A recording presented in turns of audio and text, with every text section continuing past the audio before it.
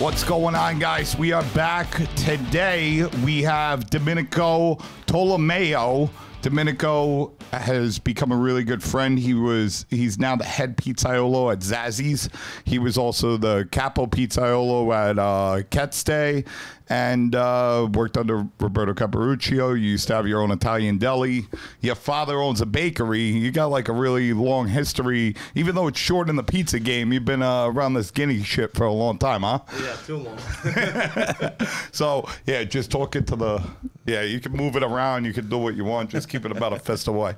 So, what's going on? Good to have you here, Dom. Thanks for having me. Yeah, man. Happy to be here. It's awesome. So where you want to start? How?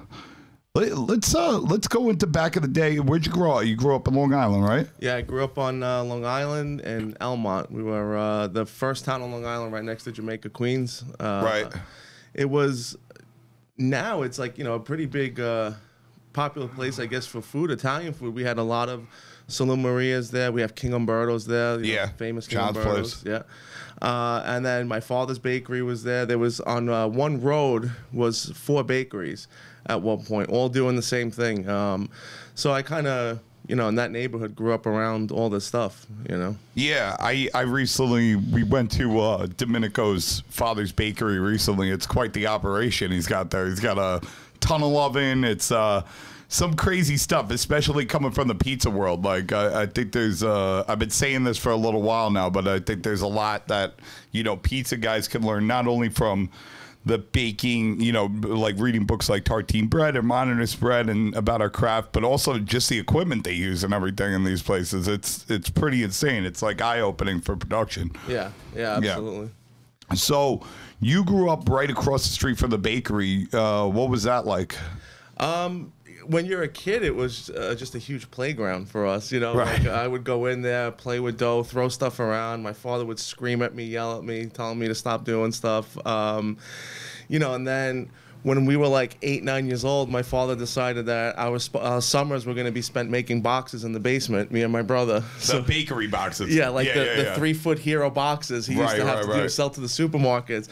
So me and my brother would go down there. My father would tell us, I'll give you guys 10 cents for every box you make. And I used to hate it. I hated it.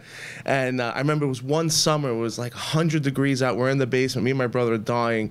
And I looked down the hallway in the basement, and I noticed about like 500 3-foot boxes already made. So I turned around and told my brother, I was like, let's grab those boxes. We'll put them here in our stack. We'll tell Dad we did all this. I'm like, we're going to make some good money today. And I'll never forget my father. He came downstairs. He looks at all the boxes. He goes, you and your brother do all this? I was like, yeah, Dad, we did all this. Can we go home now? You know, we want to go to Joe's house in the pool. My father's looking. He goes, yeah. He goes, if you made all these boxes, sure, go ahead, go home. He goes, but wait over here 1 minute. He goes, I just want to go look at the flour tanks in the back. And he goes in the back, and he comes right back up to us. He goes, I want you and your brother take all those boxes you stole from down there, put them back over there, and now you got to make me 1,000 boxes for free.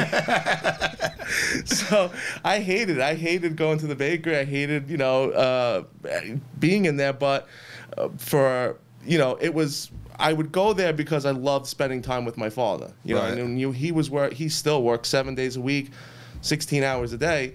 My opportunity to hang out with him was in the bakery, and then, you know, as you get older, you start to pick things up and, you know, ask questions, wondering why. So, yeah. And I just want everybody to realize, like, it's literally across the street from his house. Like, It is, like, I'm not exaggerating. It's 15 feet away from, like, the house that he grew up in, and then you're in the bakery. So, where's your family from originally? They're from the other side, no? Yeah. So my father was born in Calabria, in a little town, Mairato. It's a population of 1,200 people there. Okay. And he came here when he was 18 years old. And my mother was born here. Her parents were born in Naples. But my mom, it was interesting. She was born here and in Astoria, and then they took her right back to Naples because they wanted her to be baptized in the Madonna Pompei Church, and she spent a little time there, and then she came back. They came back over here to the United States. So how old was your father? You said he was 18 when he came over here? Yeah. So what year was that about? Do you know? Off the top of the... Yeah, he came here in 1980, October 1980. 1980. Yeah. Yeah. So that was, I mean, that was like after they passed like the immigration bans and this and that. Where I think it was harder The only for reason Italians to get in at that point in time. Yeah, the only reason why he was able to get in, he had to go through a lot of obstacles, but the first one was back then in Italy, they used to have a law that you had to complete a certain term in the army. Right. And if you didn't, up until pretty recently, up until what, like about 8-9 years ago. The cutoff was actually 1985. Okay. Was the year of your birth, and you didn't have to do it anymore after that. Oh, okay. But they had like a size requirement, and my father was kind of small, so he could never meet the size requirement. And they, basically what my father explained to me is that if you didn't, pass that army requirement in Italy, you were pretty much good for nothing. My dad's like, it was hard to get a job, it's hard to get, anything. So my father couldn't make the height requirements, and his brothers were already here, so they just decided, look, like he can't pass the army, and if he doesn't, he'll never work here. So they were like, let's just send him to Italy. So because his brothers were here, they kind of sponsored him, and he was able to come here and be under a work visa, and then eventually, when he married my mom, he got his green card. Right. So what was he? Did he do anything? Did he bake in Italy, or he learned all the trade here? Yeah, my father and his family grew up on a farm. They were legit farmers. They didn't have a house, like they lived on a farm. They also had a wood-fired oven in the farm, because what they used to do was they used to bake breads there. And every day my grandfather would, pick all the vegetables, eggs, and loaves of bread, and drive into the marketplace to try to sell everything, to try to make some money. So my dad's job was making bread with my grandmother every morning inside the wood-fired ovens. When I first went to Calabria in 1995, that was my first experience seeing a wood-fired oven, learning how it worked. My father taught me how to start an oven, how to manage the flames and all that. And then he would show me him making pizzas out of it, and I always was like fascinated with stuff like that. Was it like direct heat or indirect heat? Was there like a separate firebox for the wood, or did the wood go right on the stone? No, the wood went right on the stone. Right on the stone, and then you would almost like heat up all the stones, you'd put it out. Yep, yeah, that's what we would do. And they would also use it for warmth in the winter. Right. Oh, so it's connected to the house too. Yeah, it's legitimately inside the house. Inside the house. Yeah. Oh, so they could use it like after they heat it up in the morning, like even for cooking all day. Yeah, that's exactly what my father told me what they would do. Eventually, in the late 70s, when my grandfather came to the United States to work for a couple of years, he was able to then buy a house, so they didn't have to like just live on the farm. But my father spent 12 years living on the farm, and that's the way they lived, was with a wood-fired oven inside the house, cooking everything inside there. Yeah, I was just reading reading some books about like Italian history and these oral histories, and they actually call them homesteaders.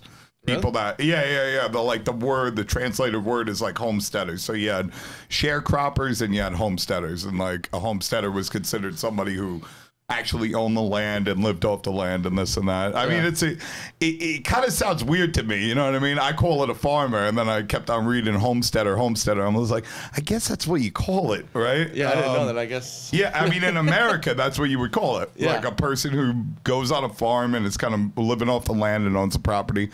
So, now you're going over there, you're coming back, you're making boxes for your father, and then he doesn't want you in the bakery, right? No, Yeah. We were, when I was like 12, 13 years old, I kind of realized school wasn't for me. I just wasn't doing good in it. And then, I just had this assumption where it was like, well, my father owns this, massive bakery, and I figured I'm just going to end up here anyway. So I remember at 13 years old, my father had said to me, he's like, look, you're going to go, he said, I'm sending you to a deli, this Italian deli up the block from my house. He goes, you're going to go work there in the summertime. Okay. And he's like, because you need to start learning how to work and how to be responsible. So I remember starting there, and I was dishwasher, cleaning the bathroom, what else? Mopping floors, stocking drinks, and my father's just like, this is how you have to learn. You have to, you start at the bottom at a young age and see what it's like to sweat. Right. So from 13 to 18, I was, working in the delis after school, in the summers, weekends. That's what I did. And then when I was 18, I went to college for a month, and I knew it wasn't for me. So I went to my father, and I said to him, look, college isn't for me. Save the money. I'm not going to go and waste your money there. You know, when can I start working here? Because like I said, I always figured that was, you know, what I was going to do for my rest of my life. And my father kind of gave me the biggest kick in my ass in my life at that age. And he said to me, you know, if you're so smart, you don't have to go to college. He goes, you'll be smart enough to figure out life on your own. He's like, you're not working here. Go figure out life by yourself. Right. And it was a shock to me. And I didn't understand it then, you know, and you kind of like harbor that, like, man, like, I went through working deli 40 hours a week, and then washing cars at the local body shop when I finished, to the point I was working at a body shop, and my morning job was picking up the guard dog, you know, dog shit every day. Right. And you're like, man, my father has this massive place, and you know, in my neighborhood, I'm seeing all these kids, they're working in their father's places, and here I am picking up dog shit and cutting cold cuts for people, and you know, like, it wasn't until, you know, you get into your later ages and you realize what he did, you know. And I'll never forget, I think it was after I won the award at the Pizza and Pasta Show in New Jersey, and I kind of like went to my dad. I'm like, you know, look what I accomplished. And my father said to me, now you understand why I did what I did. And I said, what are you talking about? And he said to me, if I gave you this from 18 years old, just let you come here, he goes, you never would have known what it was like to sweat and start from the bottom somewhere and have to work up to something. He goes, you would always be, you know, Giacomo's son. You wouldn't be Domenico. Right. You didn't do it by yourself. You walked into an already established place, and you're the boss's son, so you're kind of already the boss from the jump. Yeah. Yeah, no, it makes sense. It makes sense. What was the award you won at Pizza Expo? The Rising Star Pizza Maker. Oh, yeah, the Rising Star with, Caputo. With Caputo. So when at the Sala Maria, like you're saying, you're like doing cold cuts and this and that, and like what kind of other things were going on over there? Was it an everything Sala Maria? Was it? Yeah. So it wasn't just pork. It was you know, catering, chicken cutlet, veal, half butcher shop. Yeah, it was. Yeah, walk me through it. It was during that early 2000s when Salumaria's. There was no longer a place where you just had a butcher shop and then you just had a bakery and then you just had a deli. I think there was a transition in the early 2000s where a lot of Salumarias realized we need to do everything to survive, because the customers are different. They want to come to one place to get everything. Right. You know, they don't want to go just to a bakery, just to a butcher, you know. Sure. So at around 18, 19 years old, you know, I originally working in Salumarias was just like a day job, but then I really started to take a liking to it. You know, I loved it. I loved cooking. I loved prepping, especially, you know, when I got off the counter and they started using me more in the kitchen. And basically what I would do there was, you know, we'd prep all the salads, we'd make all the hot foods. You know, we used to put prepared foods inside the cases. We used to do these monster caterings, you know, parties for 50, 100, 150 people, making fresh mozzarella, making sausage. So it was a little bit of everything. You did a little bit of butcher work still. You did prepared sandwiches, prepared foods, salads. And the big thing was the caterings, and I kind of just stuck with it and kept doing it, and eventually bought my own place. And then after I closed. What was that like? Where was that at? And that was in Elmont too. It was 1 block south of King Umberto. I was. Okay. That was probably the biggest learning experience I had in my life, where I realized being good at something is not enough to run a business. There's so many moving parts that you need to know how to control every part of it, otherwise you're going to lose the business. And that's exactly what happened to me. You know, I was good at what I did, great reviews on the food, the sandwiches and all that, but I wasn't a businessman. I was a 24-year-old kid.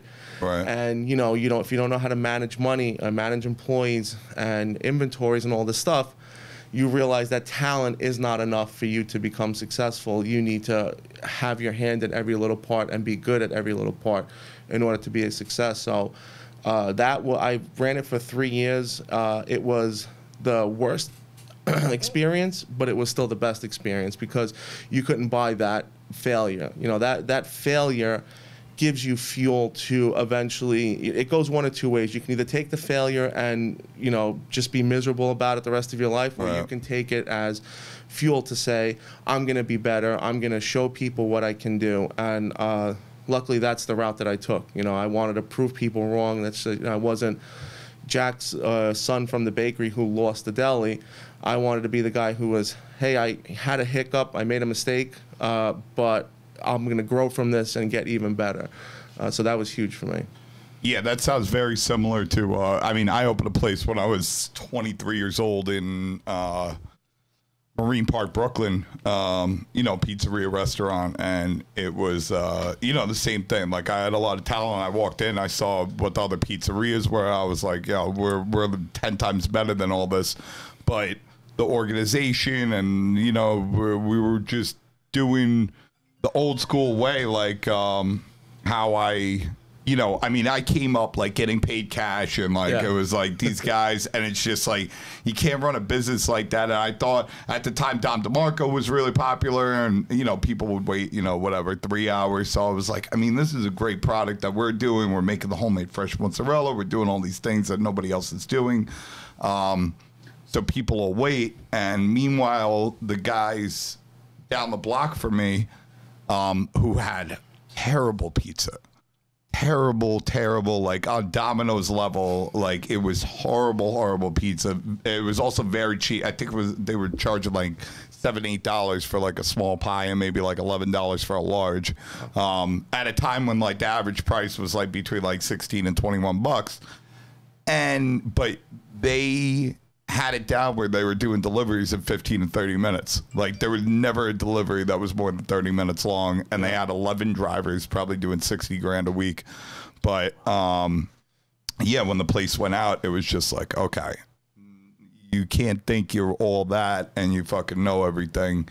You got to go into this thing, and you know what I mean? You have to know the business side of things. You have to be organized. You have to, you know what I mean? You have to have the right setup. Yeah. You know, I think a big problem that a lot of people make is they go out and they buy, you know, they're like, I mean, I get phone calls all the fucking time from random people on Facebook saying like, hey, if you got any time, like, can you call me? And I'll call them and they'll be like, I'm thinking about doing a pizzeria. I want to get into the business. I was wondering if, you know, you could help me out or go partners with me. And I'll go like, okay, where are you trying to open? And I'll be like, you know, Connecticut, New Jersey, whatever it is, Pennsylvania.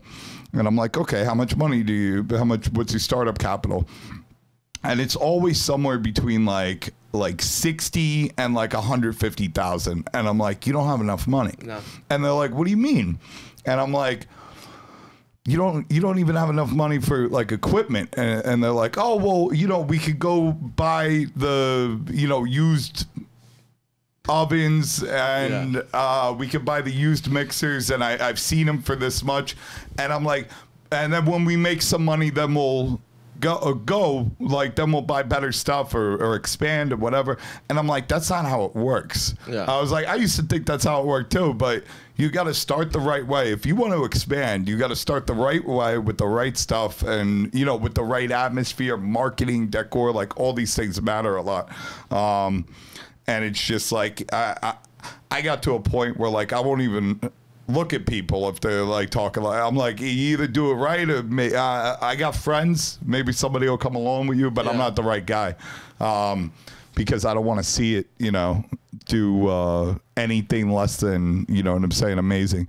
But so then after you close up shop, what was the place called? Buon Appetito. Buon Appetito in Elmont. That was a Sala Maria. So what do you end up doing after this? After that, I kind of recollected myself and was like, okay, what's my next move? And there was another Saloon Maria in Franklin Square, which is the next town over. It's called Da Vinci's Gourmet Market, and Franklin Square is like the real Guinea neighborhood in Long Island. It's the most. Am I right to say that? I think it's right. Massapequa Park and then Franklin Square, the most populated town. Yeah. Franklin Square, everybody talks about. They have a Chilio, or they used to have a Chilio there, but they used to have it at St. Catherine's over there. Right. Yeah. So this gentleman Vinny, who I've known since I was a kid, because my father delivered bread there.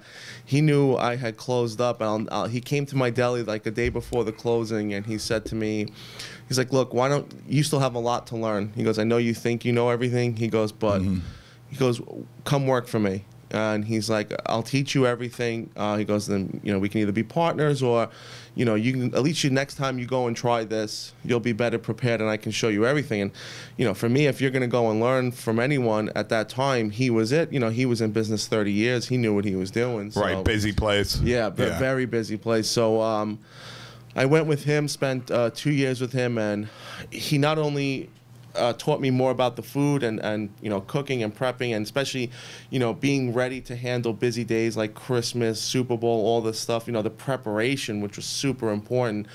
He also taught me the business side of it, how to manage workers, how to, you know, he always used to tell me, pay your workers really good. He's like, because you want a constant crew. He goes, but make sure you get every dollar out of them. Right. I 100% agree with that. And you know, he taught me that. And then eventually what happened was I got an offer from a big Italian market on Long Island, Ivorone Brothers. They were looking for a deli manager. Someone put me in touch with the owner, and I went in, and it was like, this was Da Vinci, but on a massive scale. You know, this was doing, you know, $50,000-$60,000 just in caterings a week, plus the constant deli customers and all this stuff. So, and where is this at? This was they have 3 locations, but the one I went to was in Woodbury. And I remember when I went for my interview, I was kind of like, you know, I'm not prepared to handle this much, but I'm not going to let them know that. I'm just going to tell them, yeah, I can do this, no problem. 20 employees I have to manage, and, you know, plus the catering and all this other stuff. I'm just going to, the old adage, fake it till you make it. You know, I knew I had enough experience, but I said, you know what, I'll learn along the way, because to manage a deli on this scale is, you know, a totally different animal than being in a small. Well, each place has their own system and has their own setup, so you kind of got to, like, no matter how much experience you have, you kind of got to adjust to adjust to whatever you're at. You know what I mean? Yeah. So I went, spent 3 years at Ivorone. I mean, I saw stuff there that, like, you never think you'd see at a deli. Like, for Christmas, we'd order the 18-wheeler trailers, 2 of them refrigerated. Right. And I remember seeing the trailers pull up, and I'm like, what are we doing with these refrigerated trailers? They're like, well, this is for you. I'm like, for what? They're like, for Christmas. I'm like, what, for ingredients? They're like, no, this is where all the orders are going to go. And I'm saying to myself, there is no way we're filling up these trailers with orders. Sure enough, the week of Christmas, my first one there, I remember I worked, it was 115 hours that week. And we filled up those trailers, heroes, antipasto platters, just the deli stuff. It was unreal. I never saw anything like that. But man, that's the supermarket or Italian market delis. If you're into that, that's really the best place to learn how to run a machine, you know, and run all the moving parts. So it was kind of me taking my experience from my place and what Vinny taught me at the Da Vinci's, and say, okay, can I apply this now to a real machine that moves and make it work? And, you know, luckily it did. It sounds a lot like I'm in Fortunato. I used to live above Fortunato's Bakery, and during the like, they own the whole building, and during the Christmas time they make the baskets, and the baskets, I guess, range from like $100 to like $600 for the baskets, and they're filled with wine and pastries and all this stuff. You would not, you know, you see them in the store, but then you go upstairs, the whole building is just filled with these baskets. It's the most unbelievable thing. And when I'll tell people, like, I'll make an estimate on how much they do in our and people are like, no, you're out of your mind. And I'm like, bro, you don't understand. You're sitting there getting a coffee.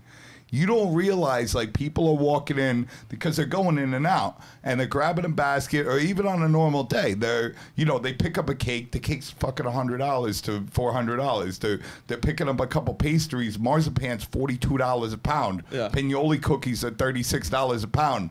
That little box you saw is like, you know what I mean? So you don't really realize it.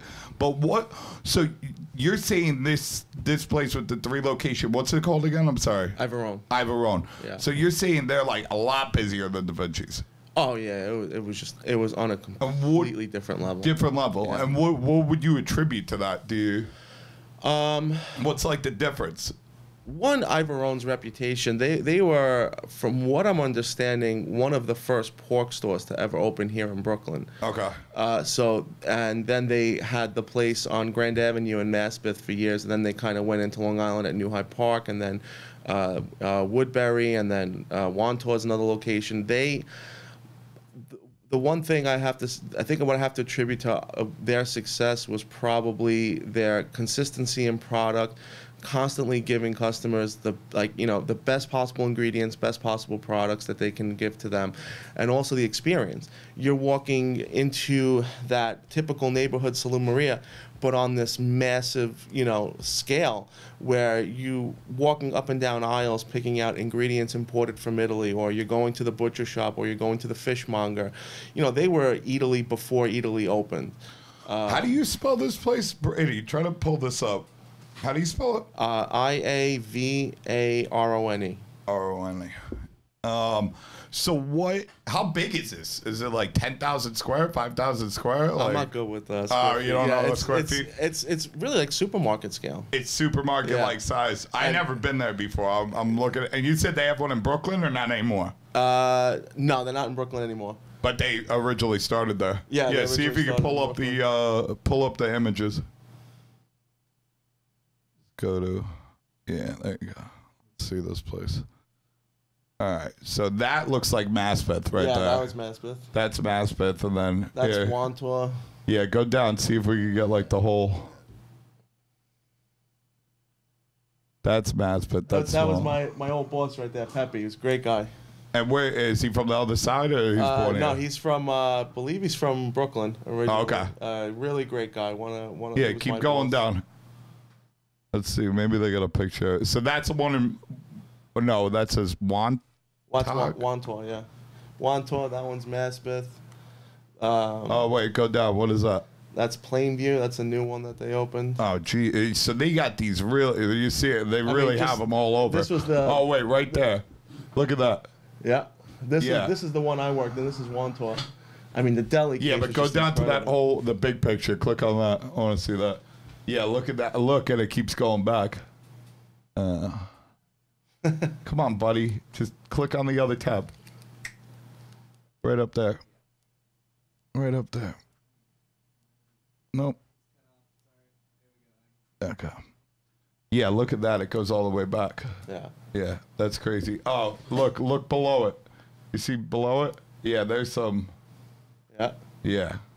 Yeah, that's crazy. So you had how many employees at this place?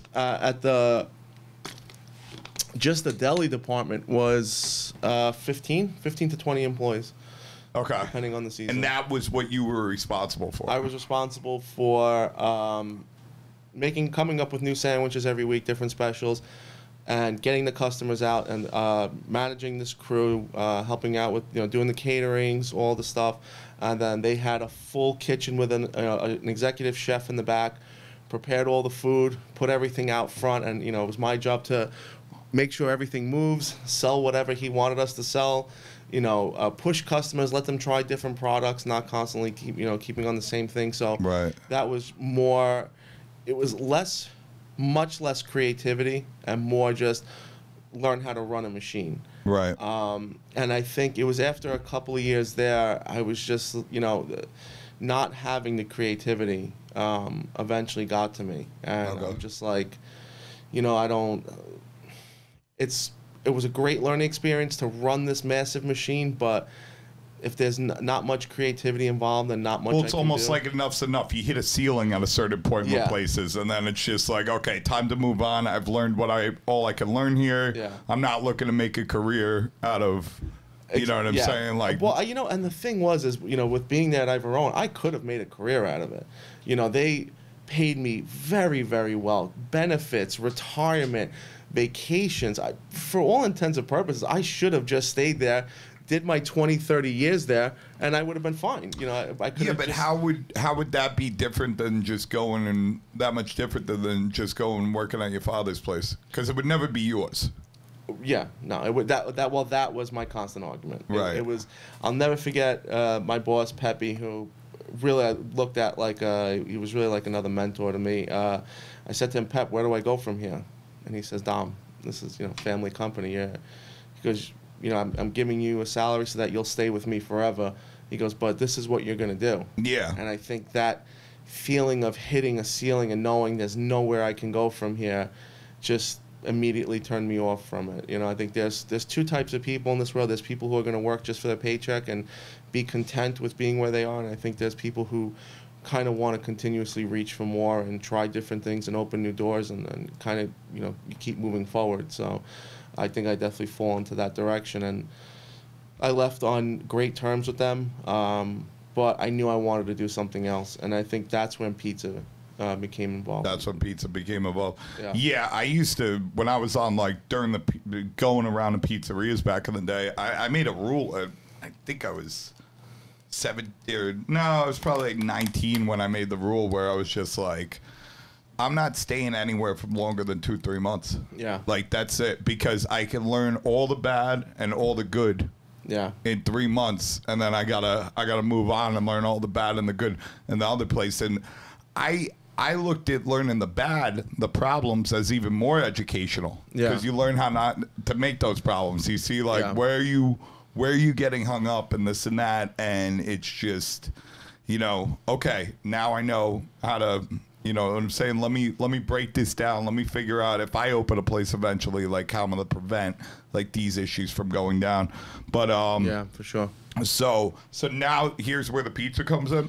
Yeah, so prior to that, pizza was just always, I was just immensely passionate about pizza. It was, you know, I remember when we went to Naples for the first time in 1996, my mother. Wait, your mother? Yeah, we went with my mom, and she took us around to where her parents grew up, and we went to a pizzeria there, and I just remember having the pizza, and it was just like one of those moments where you have something in your life that, like, sticks with you for the rest of your life. Like, I never tasted anything like that before. You know, like I said, we grew up in an Italian neighborhood. You had pizzerias all around you, but wood-fired pizza, Neapolitan pizza, did not exist here in, you know, 1995, 96. No, not there at was all. nothing. Yeah. So when I went to Naples and I was able to try that for the first time, I just couldn't get it out of my head. And I think it went around the time, like, 2000. I always say 2006, 2008 is when, like, pizza had this, like, little explosion where it wasn't just your corner neighborhood spot that you got something quick. It became more, I want to say, artisanal. You know, Neapolitan pizza starts coming in here. Right. DeFara's is really blowing up, like, winning awards. So people are recognizing pizza as not just a quick service item. They're recognizing it as, like, this can be an artisanal product. Yeah. And I remembered around that time. Well, before that, you had, like, Titono's, Lombardi's, Grimaldi's, L&B. Those were the places that were, like...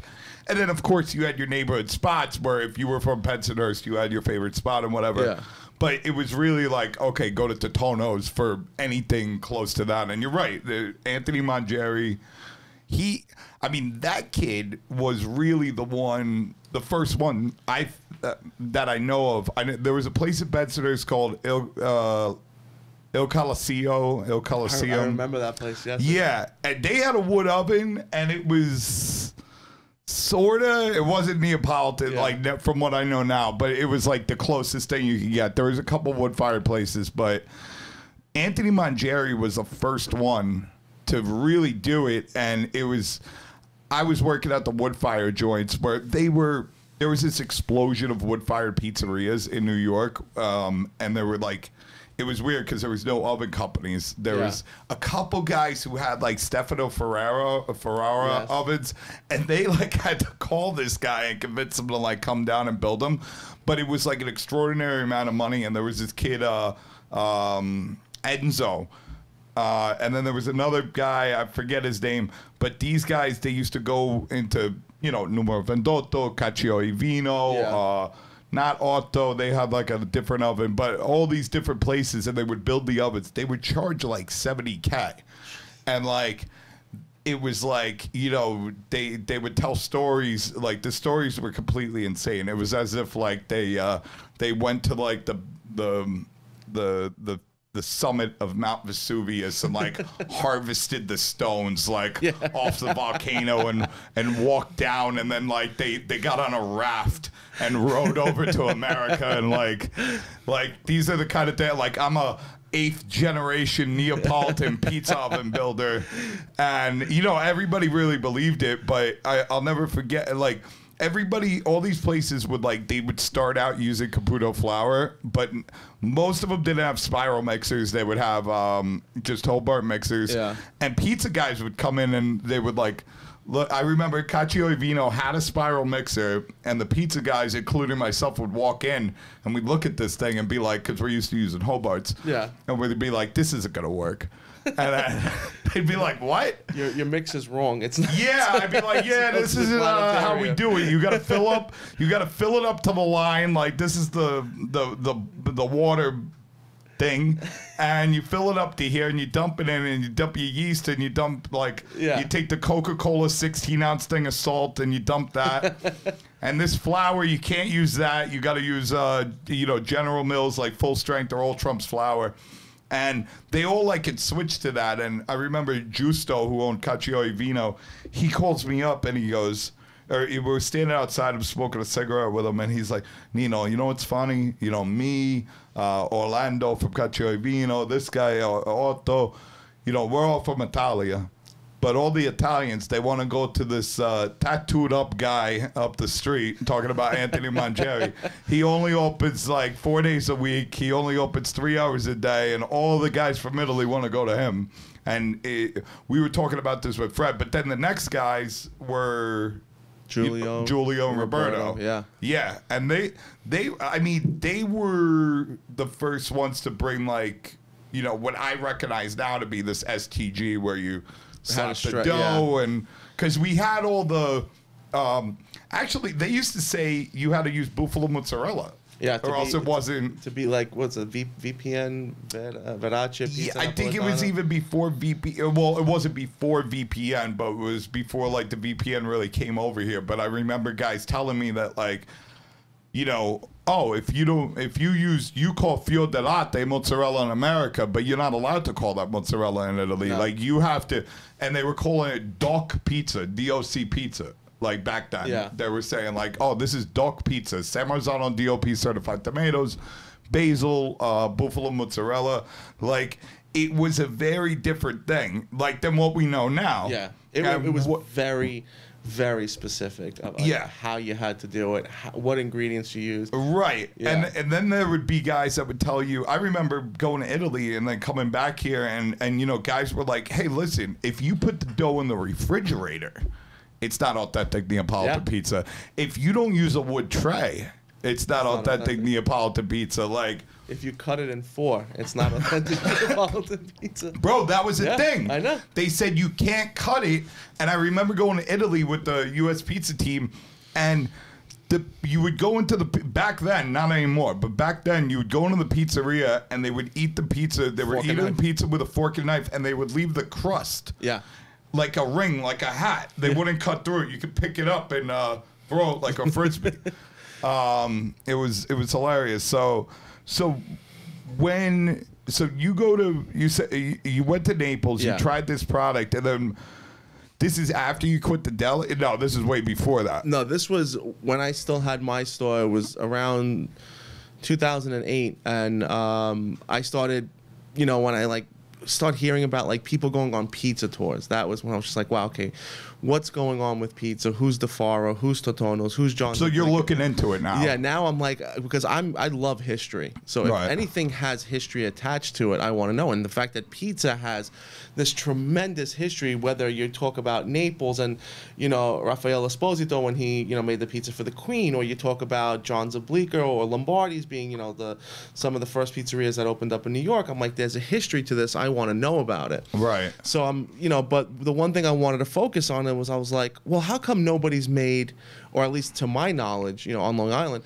how come no one's made that pizza like I had in Naples? And it was around 2008 I start getting, reading articles online, what makes Neapolitan pizza what it is. And then I'm, reading about the VPN and how you can go to a school in Naples, or you can go to a school, I think, in California to learn how to make pizza. And I'm like, I really want to do this. Is something I want to do. But then, it kind of fell by the wayside with, the deli and everything that's going on. And then learning, then going to the Ivorone.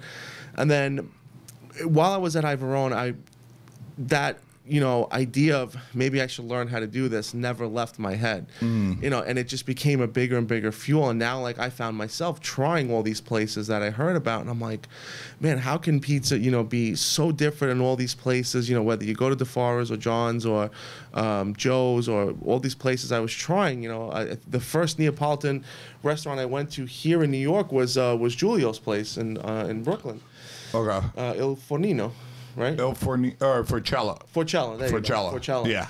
And I remember going there. That used to be my first date spot for any dates I would go. When you would take girls on dates? We would go to Barcade for a drink, Forcella Pizza, and then Fortunato's for coffee, because it was all in that row. Yeah, there. you got Union, Loma, and then DeVoe and Manhattan. That was the going out with dates with me in the late 2000s. It was the same three things we would do. Yeah, but it was that's a good date thing. It was, that's fucking great. All three, yeah. You go to Barcade for a drink. You go to I think I would have done Forcella, Fortunato's, and then go to the Barcade. I think you were going to Barcade first. Barcade was first. Yeah. Barcade was first. Yeah, I would have done dessert, and then I would have went to Barcade or one of those places. But no, that's a great lineup. Williamsburg's like the strongest Italian community in New York. I think right now on Lorimer Street, all that where like Settepani is. Oh yeah. And then you have Belmonte's. It's the oldest Italian restaurant. You haven't been to Belmonte's? Oh, it's great. It's great. It's like being transported back in time. I heard they still like wear like the tuxedos and. Oh yeah, 100%. Reminds me of that movie Moonstruck. Remember? It's been in it's got to be over 100 movies Belmonte's has been in. Yeah, I got used as you know what I'm saying? Oh, these guys are hanging out here, like everything from every mob movie, The Sopranos, tons of New York movies. But yeah, you still got the pasta shops, you still got the pork stores, and you still got a lot of people living there. Where it's like when I go back to Bensonhurst, it's like there's a few spots left. There's Villa Bate, there's the Italian record store. There's that one block. Villa Bate, SAS. Yeah, but nothing else. Like growing up, we're not talking about that many years ago. We're talking about if this was 10 years ago, right? And we drove down 18th Avenue or 20th Avenue or Avenue U. Yeah. On a Monday, on a Tuesday, there would be a million cafes, even at 2 a.m, there's all the guys hanging out on the lawn chairs, and there was the neighborhood was changing at that point, but there was still a lot left, and now you drive over there and it's dead zone. No, I remember us growing up. We would go Saturday mornings with my mother and my father to 18th Avenue. Packed. And you could spend an entire day there. My mom would go to Berta 67 to buy stuff for the house. We'd go to Gino's Focaccia. You go to Little Records, SAS Records, Christopher Columbus Italian video cassettes to buy like the Italian movies. Alba's before Villa Bate, when it was just Alba's on the corner there. We would go there, and then like 3 stores down was Villa Bate. Right. So we would do all that, and then now you go there, you go to either Villa Bate or SAS, and that's it. And that's it's else, literally that's the end of it. I went and did the feast there. Santa Rosalia. Yeah. And beside I would go. Like of course I'm gonna go to Santa Rosalie, but I will never be a vendor at Santa Rosalie again. What a fucking nightmare! And I think they closed. They stopped the feast for a year, and then it came back for it was. Santa Rosalie is always like one of those things where it may not come back, it will come back. Right. But Lucy's, the Lucy's guys, Lucy's, the sausage and pepper, yeah. Yeah, so they keep it alive because they live down the street and they're like you know what I mean? They're any feast you go to, from San Gennaro to the Giglio to East Harlem, anything in the tri-state area, whether you're going upstate or you go to Rhode Island or whatever, that's Lucy's people. They own half the stands. They gotta have like 40. What's the guy's name from Lucy's? Angelo, Little Ange, Little Ange. They gotta have, I think, 40 trucks and about 30 to 35 rides. Oh, wow. And when they roll into places, like their team, it's like it's like carnies. Yeah. It's like a circus coming in. Yeah. But you don't really notice it like as a spectator because, you know, you're not there at 2 in the morning when they're loading all the stuff on. Yeah. But like once you become a vendor like I have at these feasts, and then you're like, holy shit, little Ange owns this like this whole thing. Yeah, if there's 100 stands, like and you know, if there's whatever 30 rides and the dart things and the sausage and pepper and this and that, the balloon thing. more than half of them are Angelo and the Lucy's people. And at Santa Rosalie, they do the I forget what it's called. It's the Sicilian thing. I always forget the name of it. It's basically a beef intestine wrapped around an asparagus, and then it's like wood-fired grilled. And it tastes like asparagus and bacon, but like the crispiest bacon you've ever had in your life. And then they get like the most beautiful baby octopuses you ever seen. You swear you're in Sicily, like getting this stuff. And then they like wood fire grill there and like put lemon all over it. Like and it's Sicilian street food. Yeah. But they for whatever reason, they only do it at Santa Rosalie. So that's why I gotta like show up at Santa Rosalie and then and then I'll go hang out at Cafe Italia and like feel like I'm back in the day for like one day, but it's just for that brief moment. It's just that brief moment where it feels back. But I've driven down, I think it was like probably like 6 or 7 years ago, and I was like, you know what? Let me go back to the old neighborhood. And it was a Saturday night, and it was 2 in the morning, or it was like no, it wasn't even 2 in the morning. It was like 12:30. Yeah, it was dead. Empty, and I almost started crying. I was like, wow, it's done. Yeah. Like it's fucking crazy. I think like you have left Williamsburg and then Arthur Avenue. Well, here's the thing about Arthur Avenue though. They don't live there. No. They come in from Westchester, like all the store owners. So I mean, it's like at least in Williamsburg, like they still live there. I think there's some spots in Queens, like sort of like there's pockets if you know where to go. Yeah, Whitestone, Beechhurst, South Flushing. Beechhurst. See, I've seen Beechhurst only on the internet. I've never been there. I've driven by it, but you know, taking the bridge. But I really want to go there. It looks crazy. It looks like crazy shit. They're building mansions over there on the water. It's all mansions. It's right next to Malibu there. I think like Ray Liotta and all them. They used to live in that area. Sandy Alomar when he played for the Mets. Well, one of the guys from The Sopranos opened a deli, Santa Maria there. He opened a deli. Which guy? I think it was the Vito? Yeah. I think it was Vito. Was it Vito? Yeah. He was. I met him. He came to the deli once because he wanted to sell me his. Was it his hot sauce or his tomatoes? Joe Ganascoli. That's what his name is. The guy who played Vito.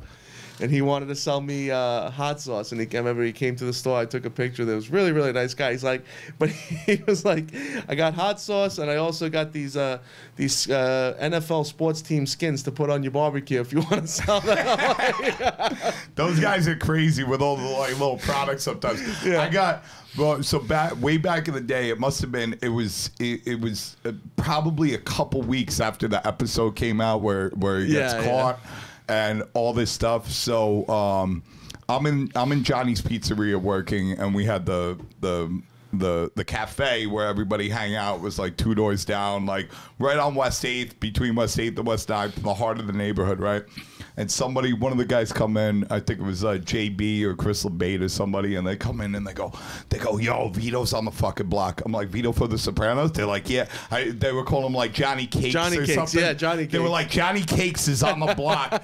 And bro, we're like these knucklehead little kids, and we ran out there like, and we have no, you know, obviously like I'm a little bit older and more, we had no fucking maturity back then. We're like, Johnny Cakes is here. We ran up. He was in a Lincoln of some kind, and it's got to be like 10 of us, and we're all like banging on the window. We're like, Johnny Cakes, get out here! What are you doing? Get out here! And he was like, all like, what the fuck is going on? And he fucking drove away, skidded off. He's like one of those guys who pops up everywhere. I was on a car show in Long Island once, and all of a sudden I see him sitting out of his car selling autographs. I'm like, I mean, now he probably doesn't get his balls broken so much, but I can't even imagine like when that episode came out, wherever that guy couldn't show up his face anywhere without getting his calzone broke. Yeah. So All right. We're off track. I don't know how we got on to Johnny Cakes over here. We're way off track. But we're talking about old neighborhood shit. Yeah. So all right, now where were we? 2008. You're checking things out. You start looking into the schools. Am I on the? No, 2008 is when you start showing up. I start realizing that pizzas got this thing. It wasn't until 2016. When is that? When you were going to Porcella's? That was when I was going. 2016, I was going to Porcella's. That's when you're going to Porcella's. Yeah, and then I'm like really considering saying like, you know, I've been thinking about this for years. I just turned 30 years old. I need to. If I'm gonna do this, if I'm gonna get into pizza and learn, because it's eventually a passion becomes so much that it starts to boil out of you, and it's either you do something about it or you just forget it. And I'm like, I'm 30 years old. If I'm gonna make a move, it has to be now. I tell myself I can't envision myself at 40 years old, deciding, oh, I'm gonna go start from the bottom and learn how to do something. Let me do it now. I don't have kids. I don't have a family. Right. So I left Ivorome, and it became this, okay, what now? So you left, no job lined up? At Ivorome, I left, no job lined up, and I'm just like... So you just resigned from your job. Yeah, didn't have anything good terms planned. Without anything lined up. Yeah, no, I gave them 3 months notice, let them know like this is I'm having an exit plan. Okay. And in my head, I'm starting to like, okay, what's my next move? So my next move at that point became, I'll just go to Naples. I'll just go to Naples and learn how to make pizza. And the only thing is I'm just like, do I want to go to Naples by myself, learn how to make pizza? If looking back, I would have, but I hated flying, so I was just like, I really don't want to do it. So then I'm looking at the school in California. This is 2000. Which one? The Tony Gimignani's? No, the VPN one that's in like LA. Yeah, I was on the phone with them. This was 2019. Yeah, it was around 2018 or 19 that I left Ivorome, made the decision I'm going to go. Mario Valero. Yes. And I started talking to him. I started talking to him, and he's like, "Yeah, come to the school. I think it's 10 days long. Blah blah blah." So I'm getting ready to now, book a flight. As much as I didn't want to fly, get everything set up, and I don't know what it was. Last minute, I talked to Giovanni from King Umberto, and I'm telling him what I'm planning on doing, and John says to me, "Well, why are you going to go to California for?" He goes, "Why don't you just go here in the city?" I'm like, "Well, there's no school in the city." He's like, "Yeah, there is. Go to Castell." Yeah, Roberto Caparuccio. He goes, "Roberto will get you the APN certification." I'm like, "Well, what's the difference? This place is VPN." And I remember John saying to me, "Well, VPN certifies the restaurant. APN certifies the pizza maker." So I'm like, all right. I mean, that's not. Yeah, I mean, he might have said that, but. What? Well, no, they both do both. Yeah. You know what I mean? Now I think they're combined. When I like I they're said, AVPN now. I think they I think so. Forces. I don't know. When I was doing my research, it was like this certifies this certifies that. Yeah. John's like, you'll get your certification. John's like, I took the class. He's like, so go with Roberto. So I was like, okay. I reached out to Roberto and Georgia, and I'm just like, I want to, come and take the class. They're like, yeah, absolutely. Like, you can do a 2-week course with us. So I was like, great. I'm like, it was February of 2019, and I started going to Castell, took the class. I mainly worked with Georgia for the most part. Georgia taught me a lot of the stretching techniques, teaching me how to slap the pizza, how to cook the pizza, how to do all that stuff.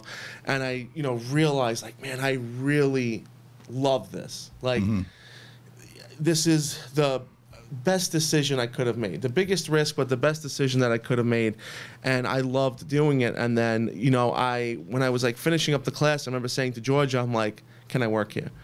And Georgia's like, I have to talk to my father, but she's like, he won't let you be a pizza maker. You've only been doing it for 2 weeks. Right. But she said to me, you're a very good pizza maker. She says, even just for 2 weeks. I remember she showed Roberto, like, look what this kid can do. She's like, and he's only been here for 2 weeks. You know, and I remember her saying to me, we've taught a lot of people, and not a lot of people have been able to get it as fast and quick as you have. Mm-hmm. So she's like, look, I teach pizza classes here on Fridays. Why don't you come and do the pizza classes with me? She goes, and that way you can, you know, keep practicing, you learn a little bit more. She goes, and if something opens up here, maybe you can come and work. So I was like, all right. So I was, you know, going from Long Island, going into the city just on Friday nights to work with Georgia doing these pizza classes. But what I would do is I would show up 3 hours earlier, and I would go downstairs, take 2 trays of dough, and I would practice. Just keep practicing, right. Practice stretching, and cooking the pizzas and topping them. And at one point, I think Roberto, it kind of caught his eye. And I remember him coming over to me, and he says to me, what are you doing? And I'm like, well, I'm here to teach the class of Georgia. I'm like, but if it's okay with you, you know, I said, I want to just, you know, I'm trying to practice. I want to get much better at this. I want to keep learning. And I said to him, if you want, I'll pay you for the dough that I'm using that's going in the garbage after I bake. He's like, no. He said, keep going, don't worry about it. He says, you know, keep learning. He says, of course. He said, you know, you came to the school here. And I remember, I think that caught something with Roberto, because the following week, Roberto came up to me and said, look, do you want to come and work here?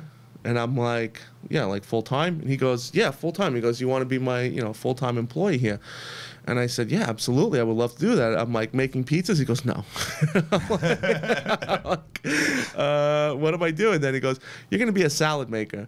And I'm like, okay. So I'm like, I remember my first day I show up, I'm like, all right, I'm going to do this. I'm going to be a salad maker. And I think it was like 2 hours into my shift. I'm like, what the fuck did I just do? I'm like, I was making over $100,000 a year in a deli, and now I'm a minimum wage salad maker at 30 years old. Right, what did I just do? Yeah. And, you know, at that point, I'm like, I can't change what I did.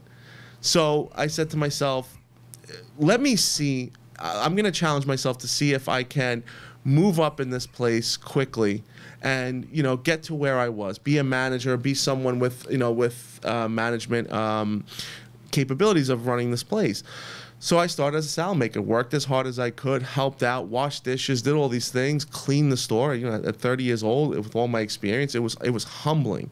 That's right. Such a humbling experience to go from being the top of where you were with the delis, and then now you're back at the bottom doing, you know, the jobs you did when you were 15 years old. It's a humbling experience, but it teaches you something, and it teaches you to again, just keep opening up these new doors to do new things. So eventually it was one night I went from salad maker to making the gluten-free pizzas, and then there was one night the pizza maker didn't show up on a Friday night. And I remember Roberto coming up to me, he's like, I have to teach a class for 50 people. I can't make pizzas. You know, so-and-so didn't show up. I need you to do it. And I kind of felt like this is my moment. And I'm like, this is great. Like, I'm going to get to prove myself. I've been practicing. I'm ready for this. And he put me on that Friday night, and that ticket machine kept going and going and wouldn't stop. And I'm just like, what the fuck is this? It's just like, you're not moving fast enough, because, you know, when you're in a class, you're teaching yourself, okay, I want to stretch it to do it perfectly.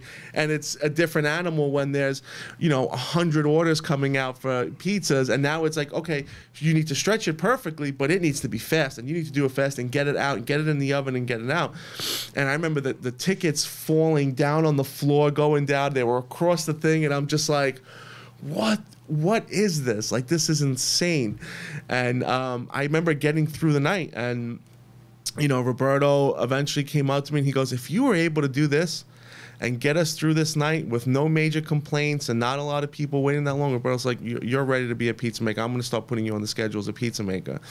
And I, you know, went on the schedule, did, you know, 50 hours a week doing the pizza making, working Fridays, whatever days he put me. And then I think it was after a few months, Roberto kind of realized that I had a lot of management experience, and he said to me, you know, why don't you run the pizza makers? He says, why don't you be in charge of all the pizza makers? Do you want to be the you know, the capo pizzaiolo, their manager? And I was like, yeah, sure. I'm like, why not? I mean, it's basically everything I already knew how to do, you know, scheduling, you know, making sure if we have special pizzas for that week that all the locations knew about it. And he's like, can you handle all 3 of the locations? And I'm like, yeah, you know, I'm used to it. You know, that's the Ivorone training, run a machine, you know. And so I did it, and, you know, then it was just great. Then from there, they brought me to Naples, and then when I went to the Pizza Pasta in Atlantic City. Where'd you go in Naples? We did the Naples, the Caputo Cup, right? The Pizza Village. Yeah. So that was funny, because I remember Roberto saying to me, I'll bring you to Naples. He goes, but if you want to compete, Orlando wants you to do the American competition because it's the first one there. And he said, you have to do it. And I'm like, I don't know how to make New York style pizza. Right. And he goes, neither do I. He goes, but we're gonna figure it out. So I remember we got a bag of Caputo Americana, and Roberto's like, all right, let's figure this out. He goes, the mix is gonna be similar to what we do. He said, you know, we're gonna, you know, it's gonna be cold fermented, not, you know, room temperature fermented like we do the Neapolitan. Okay. And I'm like, okay, so, you know, made the dough, made the balls. So I had 60 dough balls there, and Roberto's just like, you have to practice stretching. And I'm like, how do I stretch it? And he goes, well, he goes, stretch it like Neapolitan, then at some point pick it up in the air, and we'll stretch it and we'll put it on the peel. He goes, we just need to get it to 16 inches big. Right. And I'm like, all right. So after I would finish my shift at like 10:30, 11 o'clock at night, we'd close up, clean up, I'd take out my trays and just keep stretching. I didn't learn how to do the, you know, this swiping, I call it, like everybody else does. I stretched it Neapolitan. It was, you know, up, flip it, up again, you know, stretch the 4 corners, and then press out all the air, keep doing this, and then eventually I would pick it up, stretch it out, and put it onto the peel. So that's just the way I was stretching it. And I remember one time Scott from Scott's Pizza Tours came in, and he's telling the tour people, he's like, you know, this is a Neapolitan pizzeria, and then Scott's like, what are you doing? I'm like, oh, I'm making New York style. So Scott's like, oh, great, we could show them how it's stretched. So I was like, okay. So I start stretching the pizza, and Scott looks at me and he's like, you're not stretching this right. Do you know that? And I'm like, Scott, this is what I know at this point. This is how I'm going to do it. So I finally, you know, figured it out tomato to cheese ratios, because, you know, putting too much on makes the pizza like soupy. And sure. So I went to Naples. I did the Neapolitan competition, the American competition. The Neapolitan competition, I finished 20 out of 250 people, and the highest of the Americans that entered that year. The American competition, I finished dead last. I had the worst pizza. I'm like, all right. I'm like, this. I guess this is what it is. Hilarious. I think I got a total of like 8 points out of 30. And most of it was John Arena. Everyone else gave me zeros. John Arena, when he does when he scores competitions, he's always very generous. He's such a nice guy. But that's one of the well, I've been saying this for a while. I hope maybe we'll cut this part out and send it to like Pete LaChapelle and all the guys. One of the biggest issues with and I've been saying this for years with the competitions is people score differently. You know what I'm saying? So you'll have, like, when you're a judge at a competition, you'll see a guy like John, and Shaylin's the same way, where, like, even if it's the worst pizza of the day, they won't, like, give it under, like, a 70 out of 100. You know what I mean? And they'll give it somewhere between 70 and 80. And then, like, the mediocre, or the medium pizzas, like, you know, the lowest are 70 and 80. Yeah. The ones that, you know, they're not going to win, but they're better than those other ones, are between 80 and 90. And then the best ones are between 90 to 100. 90 and 100. Yeah. And then, but then what happens is, you know, one person, they have to have different sets of judges. Yeah. So then you'll get people who just, like, when it's like bad, they're judging it. Like they're giving it like a 14.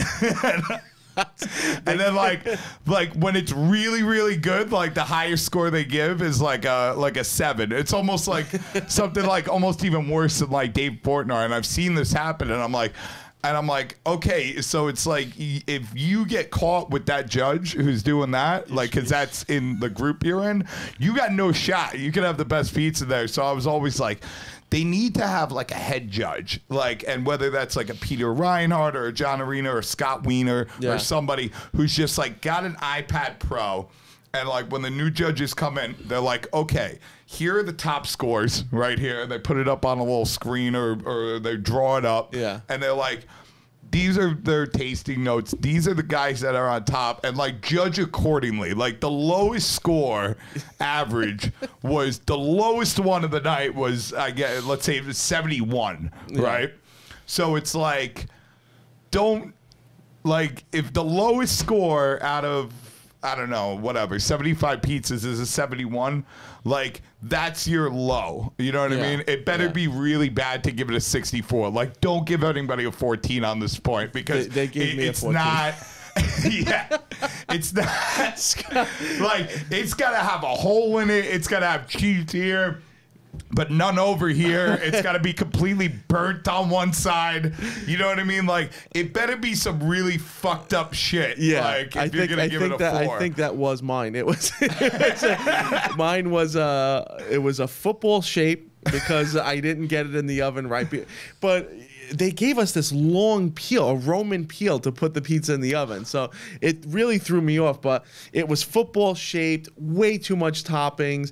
And I think Scott, I don't want Scott to judge my pizzas anymore. I love Scott, but I think Scott gave me a 0. And then when I saw him at the hotel, Scott's getting mean in his old age. He just gets like meaner and meaner every year. Like every time I run into Scott, like I've known Scott Wiener for a long time, and I feel like every year that goes by when I give him a pizza or something, it just gets like worse. You know what I mean?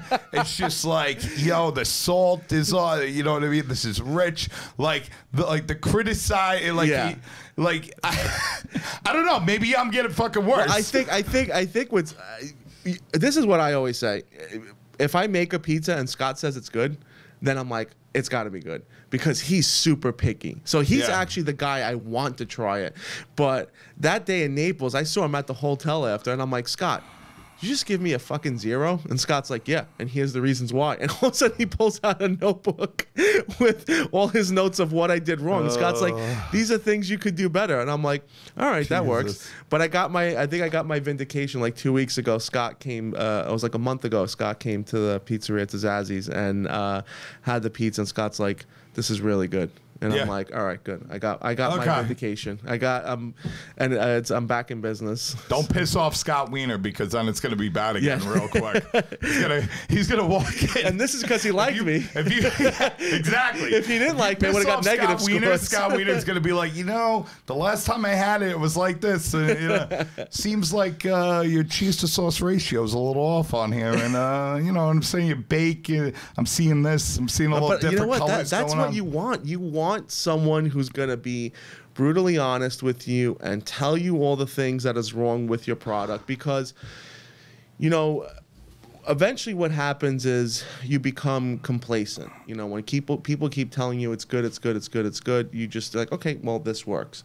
And I think you need to not me, buddy. No. I don't need any critics because I fucking beat the shit out of myself anytime I do anything. Even if somebody says, I think, I've been telling a lot of people that lately. People I've been like, that I talk to, because I know a lot of newer people in the pizza game, like especially recently, that've been reaching out to me, and I'm like, and they're like, yo, what do you think? And I'm like, it's fine, you know what I mean? But I mean, what do you want me to do? You want me to give you a pat on the back because, like, I wouldn't pat myself on the back. And I'm not saying there's anything wrong, but you got to keep going. Yeah. Like, you know what I'm saying? I'm never going to be satisfied ever in my life. I'm always the harshest critic of myself and my pizza and anything that I create. But that's almost how you have to be. Yeah. And I run into people who I could see have no fucking idea what they're doing. Like, they can't even stretch. Like, when they stretch a pizza, they're like, dude, it's weird stuff going on. And I'm like, And they're like, oh, well, I do these events and everybody loves it. And I'm like, well, what do you think they're going to tell you at an event? They're not going to tell you to your face. Well, that's what I try. It's hard to explain that to people because it's kind of like I don't want to hurt anybody's feelings or anything. Yeah. I'm like, but you got to take yourself out of that mindset. Yeah. You got to be like, yo, I like, you know, mindset I like a lot? Anthony Mangieri. We got a video with him on Brooklyn Pizza Crew where it's like, so, you know, Anthony, what are you doing? And he's like, listen, I come into work and you know, most of the time it's okay. And I just try every single day to do the best thing I can and like, you know what I'm saying? And every single day I, you know, reach for the stars with this shit because there is literally like a million different things that you can. Variables. There's so many variables, like the way that you can make dough, and I could use different kinds of starter cultures and pikas and poolishes, and I could do cold bulk ferments, and there's how many different flours, and then you could start combining flours, and then there's IDY, there's beer yeast, there's this, and do I take a starter or a biga, and then do I combine it with that afterwards? Do I do a second mix? Do I roll it up and leave it out for 8 hours, or do I put it right in the fridge and do it for, like, there's literally a million different variables, even when you fucking know. Yeah. And it's like a never-ending thing, and I mean, Anthony Mangieri is definitely the living embodiment like that. Like, he is a legit, like, he's lost his fucking marbles, like, but in the most beautiful way possible. Yeah. Where he's like, oh yeah, that's one of the videos. Yeah, we can play that. It's from our channel. I don't think we're gonna get like a copyright strike. Hey, fast forward. I like the beard. Yeah. I'm like yelling at these California guys. New York. Here, go to where I'm talking to him. This kid is definitely turning out some of the best pizzerias in America. When I was coming up in this game, working at the wood-burning scene over in New York, Anthony was ripping it apart. He's got a really unique style. He's world recognized, and you know we're gonna go see what's good with him. I can feel it. Yeah, bro. You gotta give me espresso. Something's happening. I don't know what it is. It's the air out here. Is that what's going on? So I just started getting this is in North Beach. And like, you want some water? Yeah. I'm sorry, not in North Beach. It was in San Francisco. I was staying in North Beach.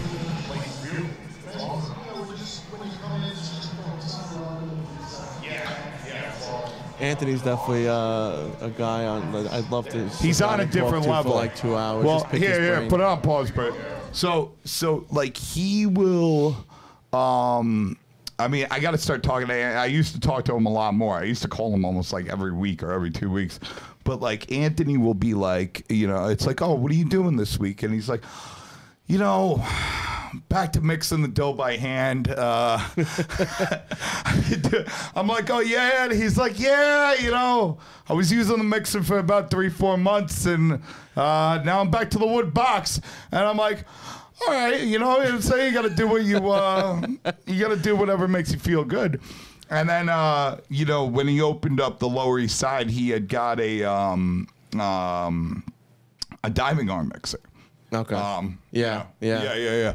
So he had got the diving arm mixer, and then don't quote me on this. I don't know if this is exactly the reason, but like when he got it, that was when the Kenoto kids were really starting to pop off. So he'd already ordered the diving arm mixer, but now he started paying attention to these Kenoto kids and like really liked what they were doing and was like, oh, I got to look at them. And he noticed that like all these guys, low temps. Yeah, but they're all mixing on high speed on spiral mixers. Yeah. So he's trying to go after that now, but now he's got this diving arm mixer, which and he's like, you know, I got to get rid of this diving arm mixer. And then I remember he ended up borrowing one, but like the company didn't want to like give it to him or like give it to him on layaway or whatever. Yeah. So he's like flipping out. And he's like, I need a spiral mixer. They just took it away. I don't know what to do. I think he figured it out pretty quickly, but he's just like, he's always going down these things, and you know, like he's trying. Like, I mean, you got to understand something. The guy's been doing it 30 years. I think it's 30 years. Yeah. It's 25 to 30 years. Like this guy opened originally he opened a bread bakery that was doing, you know, artisanal bread, you know, that now costs $10, $12 to buy. And he was in either Point Pleasant or Asbury Park, New Jersey. And they were fucking, like, people would go buy bread and they would come back and fucking throw the bread at them. Like, a woman would come in and buy the bread. And then, like, a guy would show up, like, a couple hours later and be like, hey, asshole, you sold my wife fucking stale bread? And he's like, no, I baked that this morning. And he's like, hey, you see this? And he's like holding it, it's crunchy. And he's like, bread's supposed to be soft when it comes out. You think I'm a fucking moron over here? What are you out of your fucking mind? And they're throwing the bread at him and be like, give me my fucking money back, you fucking asshole, to the point where I think he just, like, threw in the towel and then started the Neapolitan Pizzeria. And then imagine explaining that to people. Neapolitan Pizza. Again, no idea. It was the same exact thing happened from the story that he told me. He was like, you know, we had some people, very few, who got it, but you got to understand the vast majority of the customers had no idea what it was, even if they were Italian or Italian American. They did not know, and they would come and they would have it, and they'd be like, "Yo, this dough's raw. Yeah, fuck you." You just charged me $15 for a small pizza, for this little, and you're giving me raw fucking dough. You think I'm a moron? I'm fucking Italian over here. I know what it is. I know what's going on over here. You're fucking Mama Luke, you know what I mean? What's with all the tattoo? You know, whatever. So then, just think about it, like he closed that up. Him, Chris Bianco, even Giulio Roberto. Just like you have to explain to people what this is. Like, I mean, even I remember being at Castell, we still had to explain to, like, customers would come in and be like, you know, why can't I have extra cheese on my pizza? Or why can't I order it bigger for my family? And it's just like, well, no, it's Neapolitan pizza. It's wood-fired pizza. You can't make it bigger. You can't make it like, it doesn't fit in the mouth. Literally, for those that are out there that don't know, when you're at, like, anything above, like, I would say 750 or 770 degrees in an oven. Yeah. If you try to put a 16-inch pie, it's a fucking disaster. And if you don't fucking believe me, go try it out sometime. Yeah. I don't know scientifically why it's a disaster, but I know it to be true. It's a fucking disaster.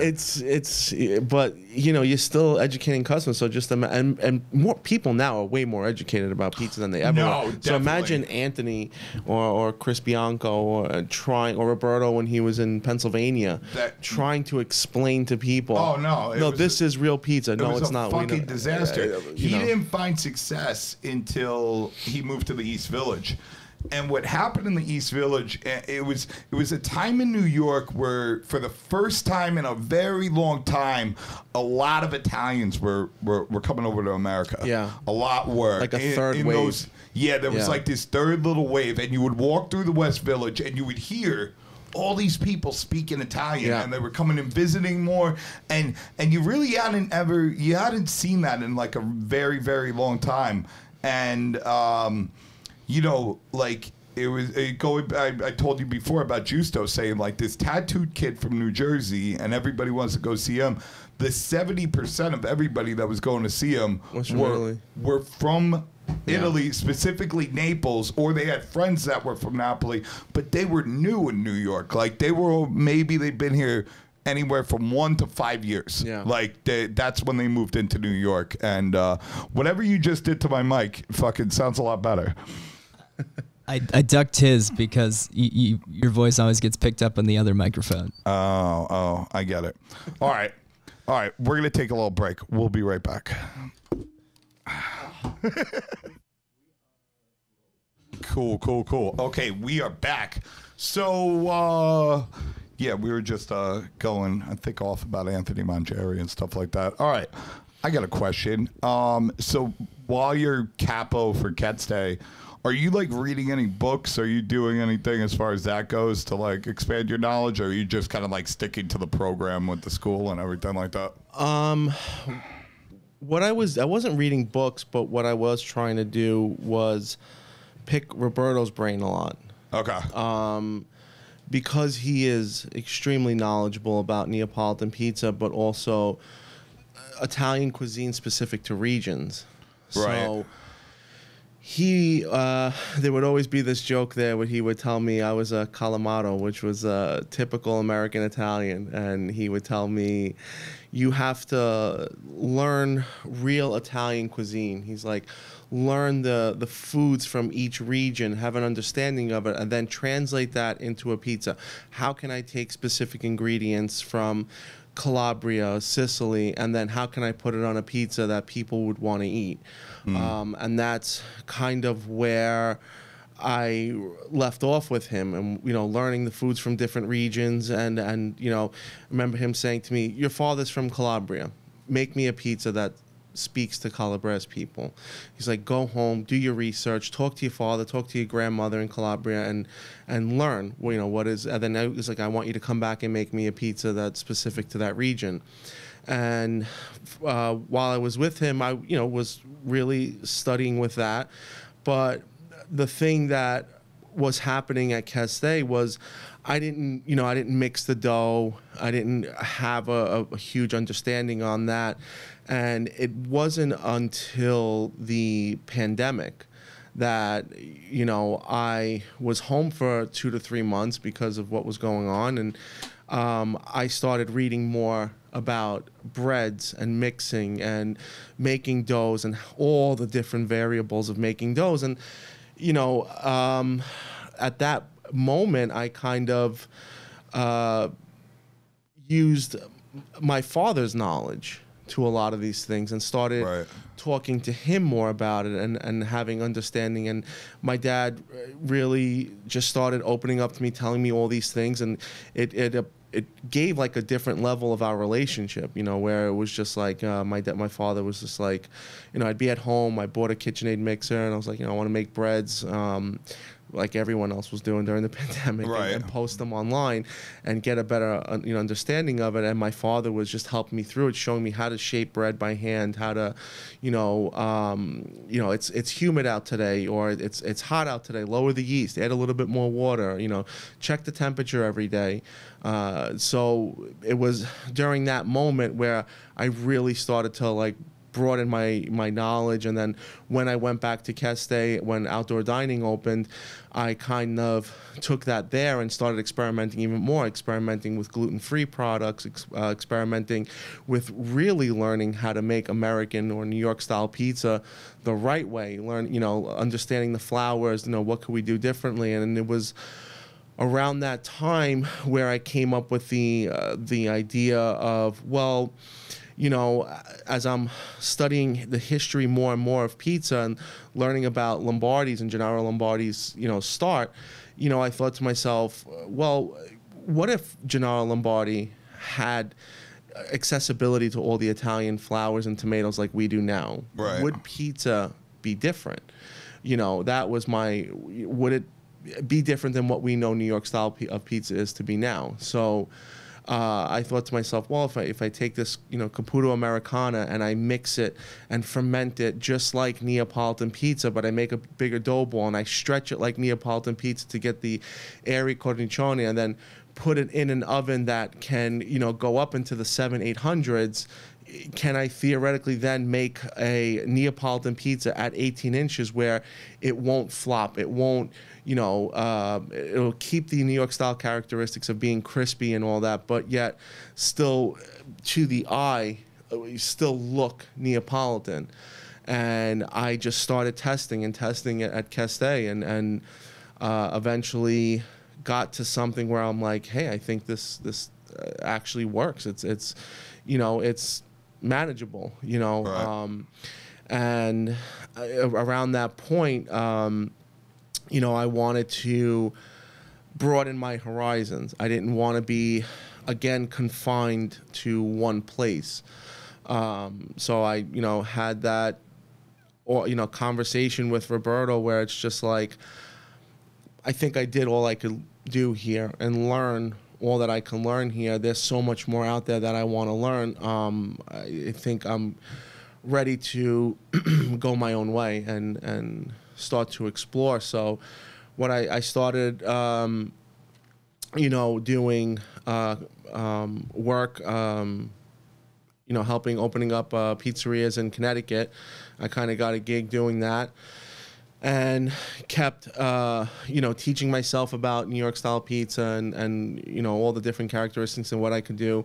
And then eventually I get a phone call from Michele D'Amelio, and he says to me, hey, Domenico, is like, listen, there's these guys who are opening up a pizzeria in the city.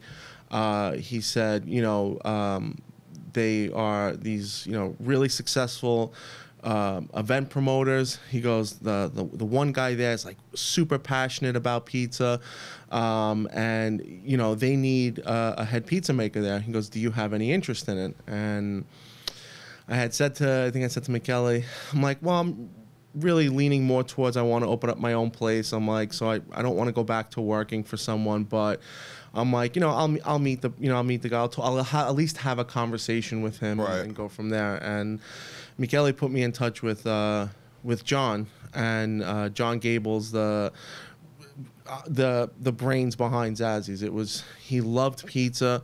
He, you know, I think what drew me to John was I saw a lot of myself in him, where John is just like, he has this massively successful company, event company, Junebug, and here he is at 40-something years old taking a monster risk and putting that aside to, you know, live out his dream of owning a pizzeria.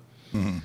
And had this like initial conversation with John where we just didn't even talk about me going to work with him. It was just talking about our favorite pizzas and what we liked.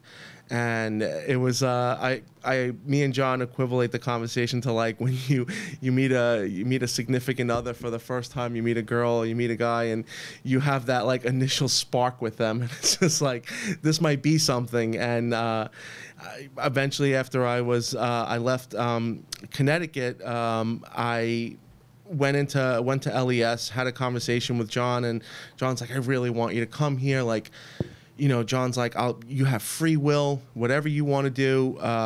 He was like, whatever pizza you want to go with, whatever companies you want to use, it's all on you. He's like, I'm giving you complete creative control. He goes, and, you know, together we'll come up with something great. And, you know, that Neapolitan, New York or Americana, that style of pizza that I finally had perfected, I said to John, I'm like, look, I have this idea, this thing that I've been working on, and I think it'll be really good for Zazzy's, and I believe in your vision and what you're trying to accomplish here. I'm like, and I want to introduce it here. And he's like, let's try it. And I showed him the pizza, made it for him. We had it, and he's like, this is it. This is exactly what I wanted it to be. You know, we tweaked it a little bit as far as like tomatoes and how we would top it and all that. But, you know, if I said to him, I want to use Caputo flour, I want to use chow tomatoes, those are really important to me. I'm like, because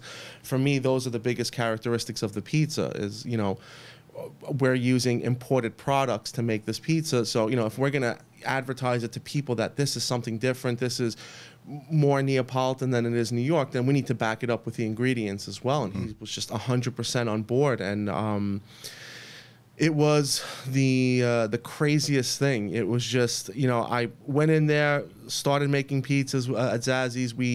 It was in the middle of the pandemic. So yeah, you guys opened up in October in the Lower East Side. Yeah, October in the Lower East Side. And, you know, the craziest thing was I remember my first day there, I kind of looked over 2 stores and I see Una Pizza. Yeah. And I'm just like, fuck, we're right near Anthony Mangieri. Like, this is,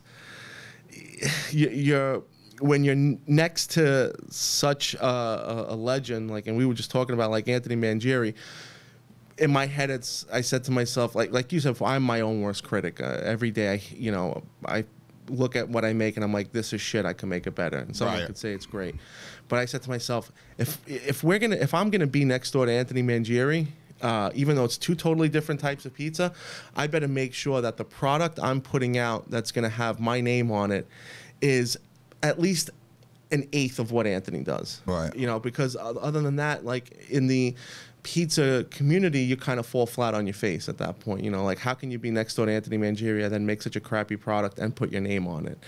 So I was more than ever hard on myself to make sure that what I was putting out is worthy of, you know, being next to Anthony, but also something that was a pizza that, you know, was true to myself in a way, where it's New York style. I'm from New York, but it also has Neapolitan characteristics. That's where my family's from. Right. So, you know, that's what I went for doing it. And, you know, I started making the pizza there. We weren't doing any advertising, nothing yet.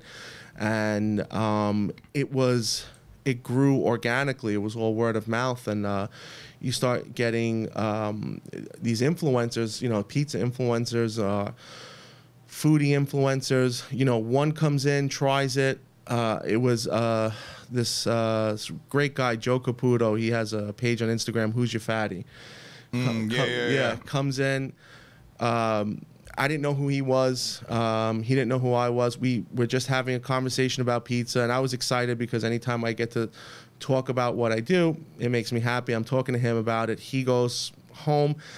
I find out he's, you know, doing these pizza reviews and gives us like a 9.4, something like that. And from there, it was just like all these influencers are coming in, they're trying it, and then this Zazzy starts to grow organically, which was, for me, was one of those few moments in my life where I kind of took a step back and was like, took pride in what I had accomplished. Because it wasn't like when I was at Castell, I was already in a machine that had a name, that existed, that won tons of awards.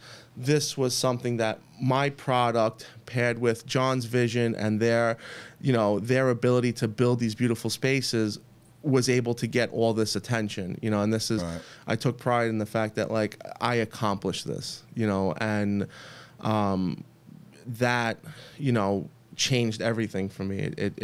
But more importantly was, it opened me up to a whole new world of pizza, which is what I was looking for. You know, right. It's like, I'm not just stuck in this little box of Neapolitan pizza makers. Now I'm meeting, you know, you, John Arena, I'm talking, you know, Justin Piazza, Chris Decker, all these guys that I never had any interaction with for 2 years because I was, you know, stuck in this little box. I opened up myself to this whole new world of different pizza makers. And not even that, it's just like, you know, I had to make Sicilian pizza and I didn't have enough knowledge on it. And just the fact that I can call, you know, send a message to Chris Decker, and Chris is just like, give me a phone number, I'm gonna walk you through it for 2 hours on the phone. Or, you know, I call John Arena and say, hey, look, I'm having this little bit of an issue of, you know, my round pizzas, like, I need to fix it. And John, you know, on the phone with me, 45 minutes. This is what you have to do. This is why. So I opened myself up to this amazing group of people who, one, are not only willing to help you at the drop of a dime, but, you know, everyone's each other's hype man. You know, everyone loves to see everyone else do good. Yeah. You know, and I think when you think back to, like, pizzerias probably in the 80s and 90s or back in the day, like, they wouldn't even, you know, even if you worked there, they wouldn't show you how to mix the dough. Like, they'll show you a little bit, then they'll tell you, oh, go get me this, and then they'll dump in, you know, the salt or the olive oil, because everything was such a secret. Yeah, yeah. Know? And it's kind of it's kind of funny because they really didn't have, I mean, I was around for that. I've been doing this since I'm 12 years old. I went to all these places. I worked at a lot of these spots, and it's like, they don't even fucking really know what they're doing, like, as far as dough. Like, when they're doing stuff, they don't know why. But everything was a secret.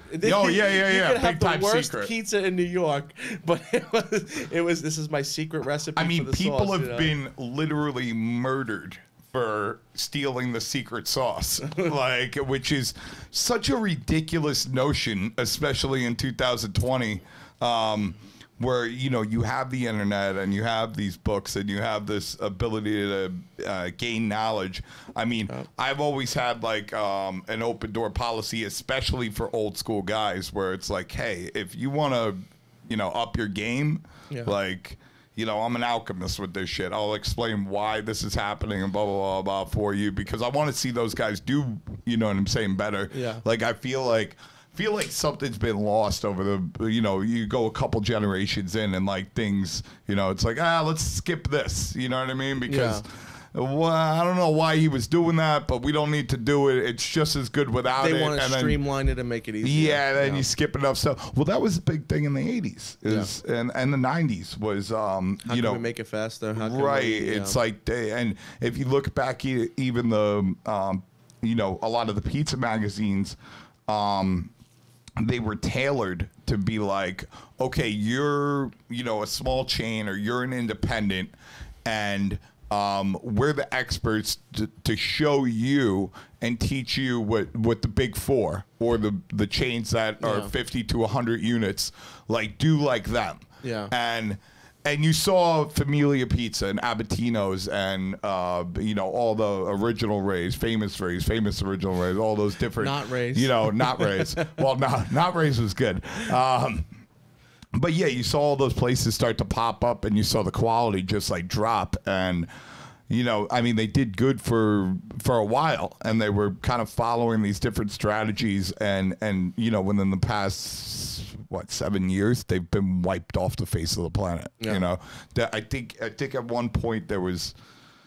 Familia had like 70 locations, and even Sbarro's now. Sbarro's, they're getting thrown out of all the malls. Half the malls are going out of business. Yep. They're getting thrown out of the stadiums and wherever else they land. I read an article recently that said that they're gonna try to do like a Panda Express type of thing where, like, you know, they're going to open up these kind of like Sbarro's with dining areas and try to pivot towards that. And I'm just like reading the article and I'm like, these fucking guys, like, this isn't going to work. Yeah. Like, well, I'd love to walk into that board meeting and be like, hey, buddy, like, this ain't going to work. No, it would have worked in the 90s. It would have worked in the 90s if they did it that, but we're so far past that point where it's like, bro, you think you're going to open up these little joints with fucking shit pizza and people are going to come see you? Like, some fucking 20, 30, 40-year-old guy is going to fucking open up and he's going to next to you and he's going to wipe you off the face of the planet. And those things, they're not, you know, once you get into that many locations, like, they're not cheaper to operate. You know what I mean? When you have like boards of directors and when you have like a million moving parts, and it's just like, you know, you're past the point of being able to like go in. I had Julio on recently, and him and Aurelio are building a place. Actually, today's the opening day. Oh, wow. They're opening up today. They're doing, but whatever. But I walked in, and Julio is laying fucking like the, you know, the red kitchen tiles. Yeah. He's cutting out tiles out of there that have like grime under him, and he's laying them. I never thought I'd see the day of my life. And then Aurelio's over the bar putting the, you know, quarter bricks up above the bar, and it's just like, you know, once you have like a machine, like, you're not doing that anymore. So it's just like, you know, if you don't get it right, you're putting all this money into it and there's no, you know, whatever. I mean, it's, you know, people aren't standing for it. I'm even seeing, like, I'm not going to name names, but I mean, I know Flour Company, I know some of these big fast casual places, and they took a big dive, like, even before the pandemic, because it's just like the culture of pizza has changed. It's, you know, I don't, you know, like everyone knows I've only been doing this for 2-3 years, but I look at it from the bakery and the pizza world always go they always run parallel. So I look at the 90s and baking industry, and my father, I remember he told me when he came from Italy, he started working right in the bakery, and the way they were making bread in, you know, early 80s, late 70s was they were using starters, they were using, you know, all these different means, doing proper fermentations to get like a, you know, a nice crispy bread to deliver to the delis and the Italian markets. Right. And my father, he said to me, I remember, was like, in 1991, my father goes, we noticed the trend changing. He goes, so him and his brother, they bought all that machinery you saw, which was really rare to see a bakery in the early 90s. Yeah, Claudio from Empire said, you were saying that it was like the third one in America. Yeah, Claudio said to me, we were the second bakery in America to install a tunnel oven and to have an Italian tunnel oven. Italian tunnel oven with the big dividers, the roll machines, all this machinery. But my father was like, when you get to this point where we were being a massive bakery shipping all over the United States, he's like, you lose quality. He goes, but people didn't care anymore. They wanted soft bread. They wanted rolls that were soft. They didn't want crunchy semolina or crunchy Italian breads anymore. So my father's like, we had to change the whole game plan, and it was just like we weren't going to do these rustic breads anymore and these specialty cut breads and different flours. My father's like, we're getting one flour. We're dropping the like the pre-ferments and all that. My father's like, we're doing yeast, water, whatever. Throw everything through the gigantic mixer and just massively produce these products. My father goes, and quality, you're not authentic anymore. Quality goes down. We became like a chain bakery. He goes, but that's what people wanted. Right. And now it's like this. And now it reversed. And then I said to my father, I'm like, well, now you guys can go back doing it.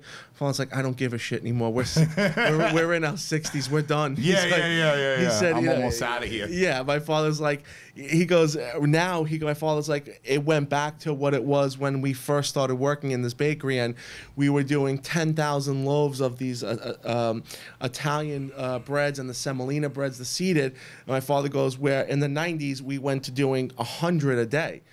He goes, and then we're producing these 8-inch, super soft, full white flour breads. That my father's like, they tasted good. He goes, but they're rush fermented. We're making the dough that morning and baking it off at nighttime because we have to do this massive production.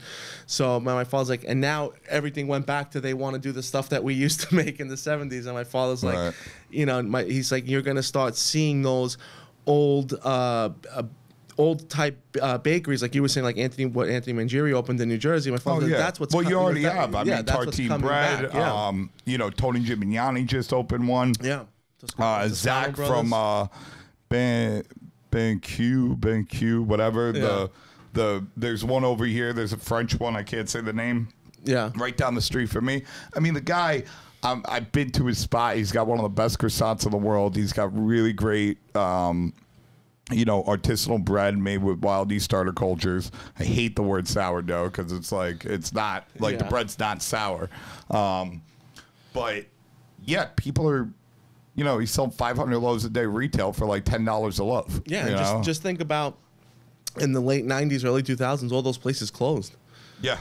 They were those one-off little bakeries. If they were just making artisanal breads, they would close down. There was no market for it. Like you said, 100%. Well, because I think now people understand. They're like, okay, they understand there's a problem with it. Yeah, they understand. You know what I'm saying? You hear the gluten thing all the time, and then you hear like the bad carbs all the time, and people have they're like, yo, even if I got to pay 4 times the price, I want it. Yeah. I want the healthier version of this. You know what I'm saying? Because consumers now are educated on their own, not from what commercials are telling them. Right. That's the huge difference. Is 90% of the consumer base now is getting their knowledge on their own. They know what the deal really is, and they're not listening to what's being fed to them by these massive corporations or all this stuff. They're realizing that pizza actually isn't that bad for you. Like we were having the discussion a couple of days ago. Like when you let it ferment properly, you change the glycemic index of the pizza, lowering the sugar and thus making it a complex carb which your body digests differently. So do you think anybody was saying that 20 years ago? No. It was just, pizza's a carb. No. It's bad for you. Don't eat it. Yes. Now the consumer's much more educated and knows, no, actually, if you have it in moderation and if it's fermented properly, it's actually good for you. Yes, 100%. And it's, part of like a healthy diet. And it's the same thing. I mean, there's a lot of misinformation right now within the diet, like whether you're talking to a keto diet or a paleo diet and these kind of like nutritional people. What's funny about it is is if you talk to them, either, you know, the people that are on the diet and really into it, or the actual experts that are kind of like making the moves on this stuff. And I've had some conversations with them, and I'm like, well, what about this? And they're like, well, the thing is, you know, like, let's say you got some guy in, I don't know, like Omaha, Nebraska or whatever, or Bumblefuck. They're like, we're speaking to a mass audience where we can't like put in all the nuances of everything. Yeah. And I'm like, it's really, it's not that hard to put in like the little nuances of this stuff. Yeah. You know what I mean? It's really not that hard to say, especially how like popular like baking bread at home has become. You know what I'm saying? That like, hey, unless, you know what I mean? Yeah. Don't eat like carbs unless. And also there's a lot of misinformation on pasta too. Like I went down the pasta rabbit hole where I was like I looked it up, and it said, okay, the first thing I read when I was looking up like glycemic index on pastas was, it was like, okay, fresh pasta very high, yeah, but a dry pasta is like a lot lower. Right, it's about the same as pizza, because there's something about drying it, and then most dried pastas are made with durum wheat, which has like, you know, more whole grains in it or whatever.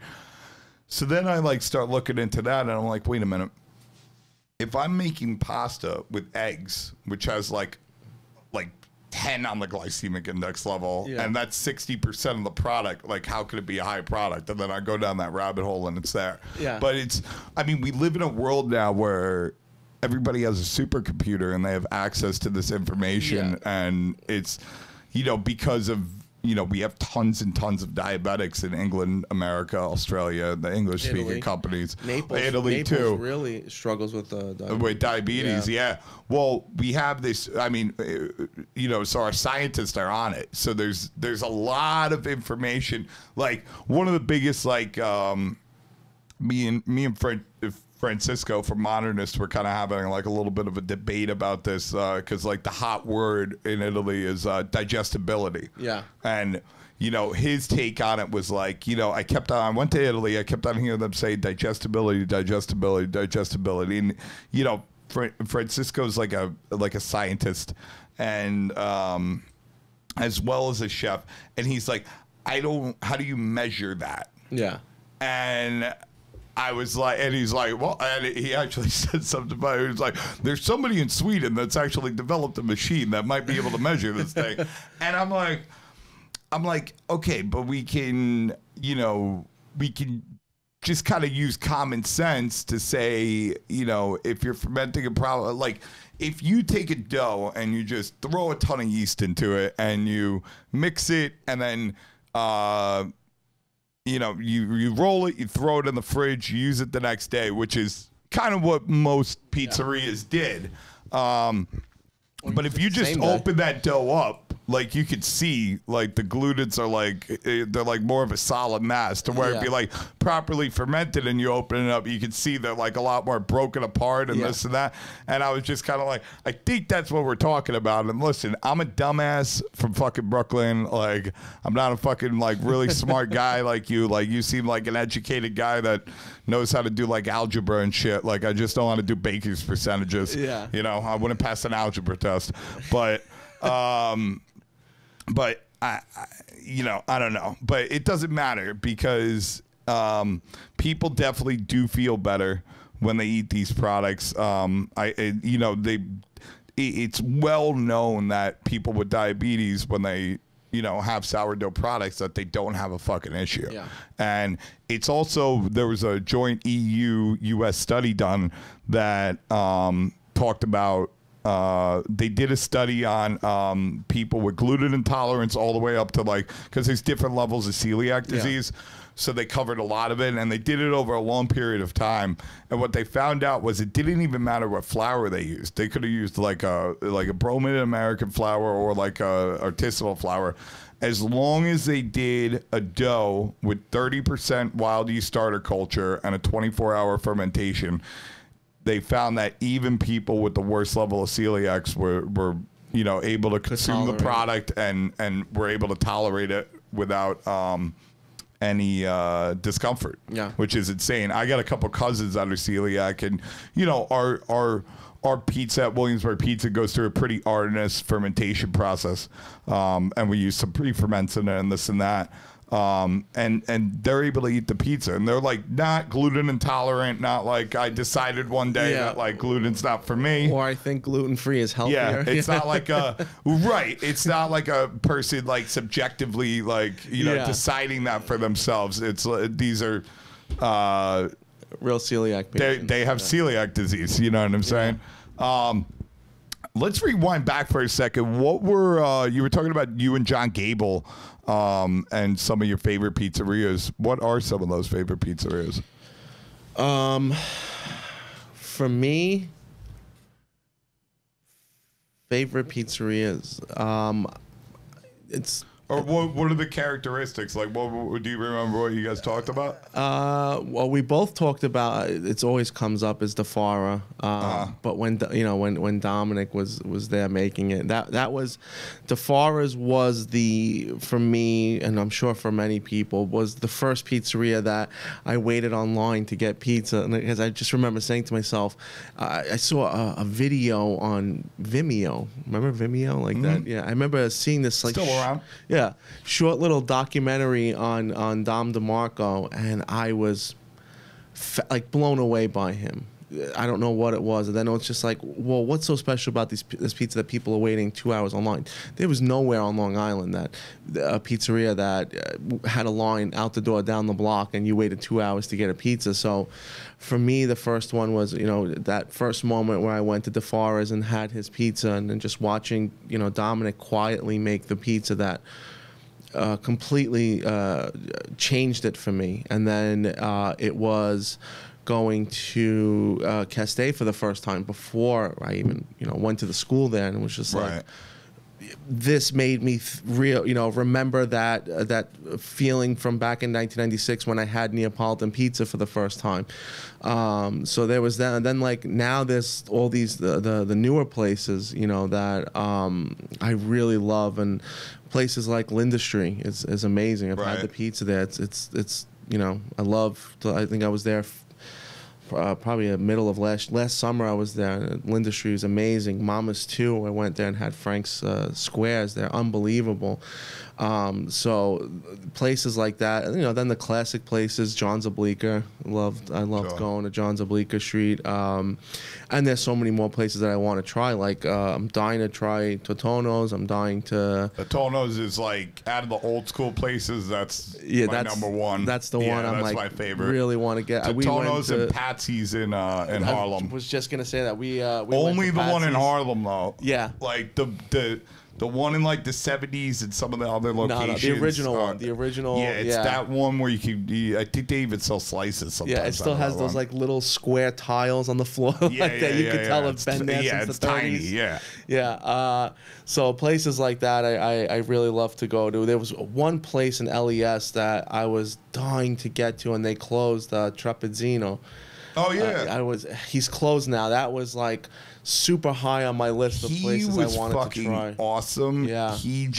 I think when they opened, they hired a PR company, and they got a little bit of buzz, and they got a little good press and everything. But it was really, when but then they just kind of stopped. I think it was the pandemic that kind of just, I think they left right when the pandemic started. It closed up. Well, I think they have spots in Rome. Yeah, they have places in Rome, but but they weren't doing it with a product like that. That's kind of like an alien product, even though it's a great product. It's another one of those. I have to teach you what it is. Products. It's a never-ending. You know what I mean? Yeah. You got to keep the PR company on retainer. You got to like upgrade like TVs in the windows with like people in Italy eating the shit. Like I say the same thing about Portafolio Pizza. I'm like, if you're going to bring Pizza Montanaro or Pizza Portafolio and you want to be successful with it, you have to set up infographics. You have to set up like televisions with people in Napoli doing it. Yeah. Because that's how you're going to sell. Because then the person that's talking shit is going to stop talking shit really fast, because they're like, wait a minute. This this is what they do in Italy, and now it's like right there for them. Yeah. And you could kind of like, if they say anything, you could kind of point over and be like, especially now. I'm sorry, we're doing like authentic Italian shit. It's like you got to communicate in a certain way to Americans. I think the thing is now is most foods are people look to be Instagrammable. Right. So something like pizza portafoglio or the trapezzino, the Roman sandwich, that more than ever now is the time to do it because it's Instagrammable. Yes. If you're holding a folded pizza and you're walking, in New York City, it's Instagrammable. Right. If you have this cone-shaped sandwich, the trapezzino, and it's Instagrammable for people, and people are looking, one, for taste, but you hate to say it, more what's Instagrammable. No, yeah, 100%. But I think you still have to put those. You still have to educate. You still have to put those things in there. Yeah, because definitely. Off of Instagram, you're 100% right. You're going to get like this following. You're going to bring yourself more press and stuff and all these other things. But you're still going to have the people off the street that didn't see you onto Instagram and aren't there yet. Yeah. And like, I mean, it's fucking debilitating. I've worked in enough Neapolitan pizzerias. I've done enough of this shit my whole life to like just hear these people complain and just kind of like, oh god, now I gotta like sit here for like 20 minutes and explain something. What this where is. like, I mean, I think what you got to do is just have like 5 different avenues of education that are quick, and it's just like, here, I got this little pamphlet for you, like almost like a Jehovah's Witness. I'm like, here's the book, you know what I mean? Read this. Here's a little infographic over here. We'll put some of that in a little pamphlet and everything, and then it's like, here, watch this little short film, and see right on the bottom of the thing we have a little link. You can type it to YouTube. Scan the barcode and watch. If you want the YouTube little, video. if you want the little 10, 20-minute documentary about this product, you can see it. It's an authentic product from Italy. If you don't like it, you could go fuck yourself, but I'll see you later. I'll see you later. It was great talking to you. It was great talking to you. I hope you enjoyed the free lesson. Yeah. Yeah, that's... I'm going to put a little $5 fucking extra $5 on your tab, bro. I got to get paid over here. But you know what? A pizza that... I guess like my second 1996 Neapolitan pizza first trip was when I went to Pizza Village in Naples, and then I spent 2 days in Rome, and I had the pizza in Rome, the pizza taglia. Where'd you go, Banchi? No. You didn't go to Banchi? I went. Oh no! I went to this little hole in the wall pizzeria by Fiumicino Airport. Okay. It's called Papero Pizza, and that's like a shameless plug. But I mean, if you land in Rome and you're in Fiumicino, go 5 minutes from the airport to this little hole in the wall pizzeria. They had the long pizza taglio. The guy's cutting it, and it was like super thin, super crispy. And I'm there, and I'm looking at all these different options, and I order a whole bunch of them. I ordered a little bit at first. I went outside, had a bite, went back in, ordered a whole bunch. The guy behind the counter looks at me. He's like, "You having a party around here? Or a lot of people you feed?" I'm like, "No, this is all for me. It's just for me. It's just for me." I couldn't stop eating, and then I went into the city of Rome, and I passed by Banci's, but the line was too long. The line's crazy. So I just went and started trying all this other stuff, and then came back, and I'm like, this is the next thing I want to learn. I want to learn the pizza in Teglia. I want to learn the pizza in Palla.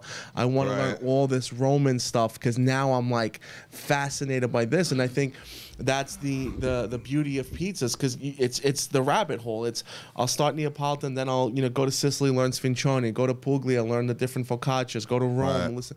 So that's stuff like that is really what's now like opening my mind, and I've been experimenting with Roman pizzas and doing all that stuff. But I think what I love about pizzas, me as a person, I'm someone who gets bored very easily.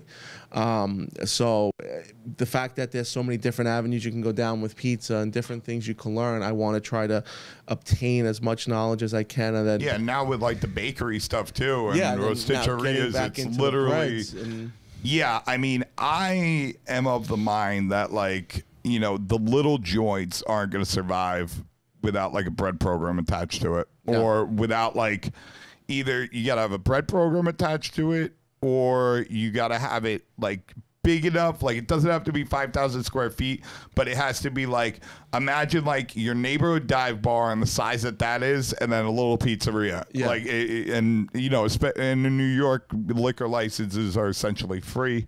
I know in other places it's not like that, but either that or the big spot. Because the big spot's going to put, you know, enough money on the table for the expansion and put like a real thing in, whatever. But like, yeah, I mean, labor's just too much money now. Yeah.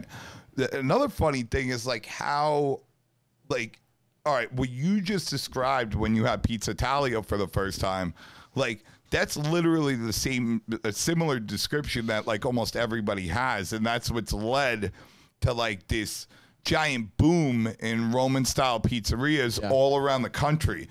The crazy thing is most of them don't make it.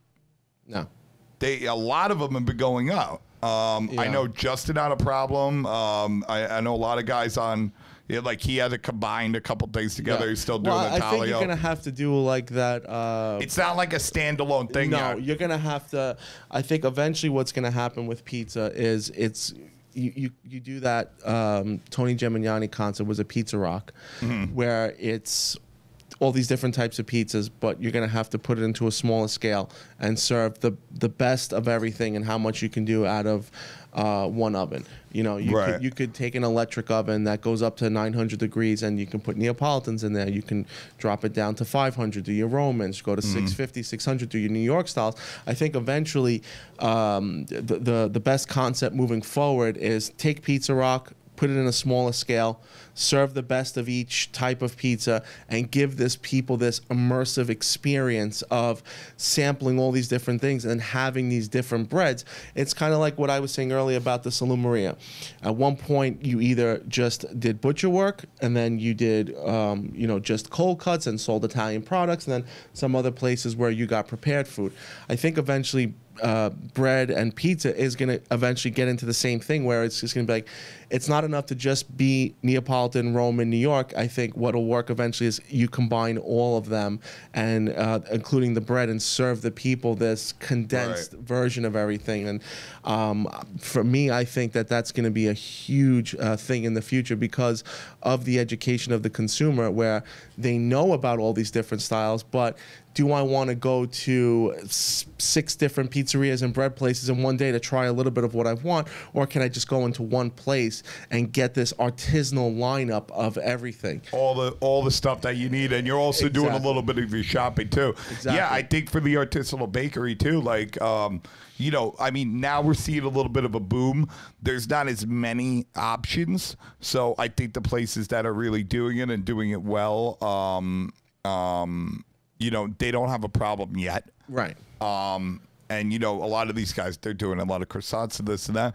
But what about, you know, Il Fornetto in Bensonhurst? What about Napoli Bakery in Williamsburg where, you know what I'm saying, like the kids are taking over this thing. Yeah. Like they got to start doing sandwiches. They got to start doing pizza. They got to start doing, like, you're not closing down something that's at 7 o'clock. Yeah. I mean, you should be doing like a giant delivery service of pizza, like, because whether you're talking about a bakery or a pizzeria, you have the fridges, you have the oven, you have the mixer. This is all you need. Yeah. You know what I'm saying? Like, and it's easy to get, like, you know, you get ovens with steam injection now. Yeah. You know what I'm saying? Like, I mean, that's the only really difference between a pizza oven and a bread oven is steam. Bread ovens come with some sort of steam injection. Yeah. But other than that, they're the same exact fucking thing. I mean, you're cooking at different temperatures, but one of the things that's so beautiful about bread, I like equate it to like serving like alcohol. So, but it's almost better because, well, it's on the same level because it's a little bit different. It's not as great as opening a bottle of wine for a table. Opening a bottle of wine for a table in the restaurant business is the easiest way in the world to make money. Yeah. Because you didn't have to make the wine. All you had to do was purchase it. Yeah. You usually charge you between 4 and 6 times more what it cost you. And you popped a cork and you made money. When you make pizza, right, You got to make dough, ferment the dough, cut all the toppings, prepare all the ingredients, clean the station, make the sauce, cut the cheese, all these different things. Then the order's got to come in. Then you have to build a pizza for every single order that comes in, custom, a la carte, stick it in the oven, spin it, right? Now it has to get expedited either to a delivery or to a table, right? Well, third party is a delivery too. But now that needs to go into a box, that those boxes needed to be folded and inserts had to go in and it has to be cut and bagged. And somebody has to organize all of those because they're all coming in, okay?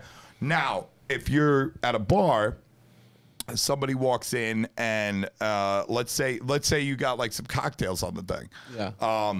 Now it's not as easy as opening a cork. Now you have to have your syrups have to be ready, your fruits have to be cut.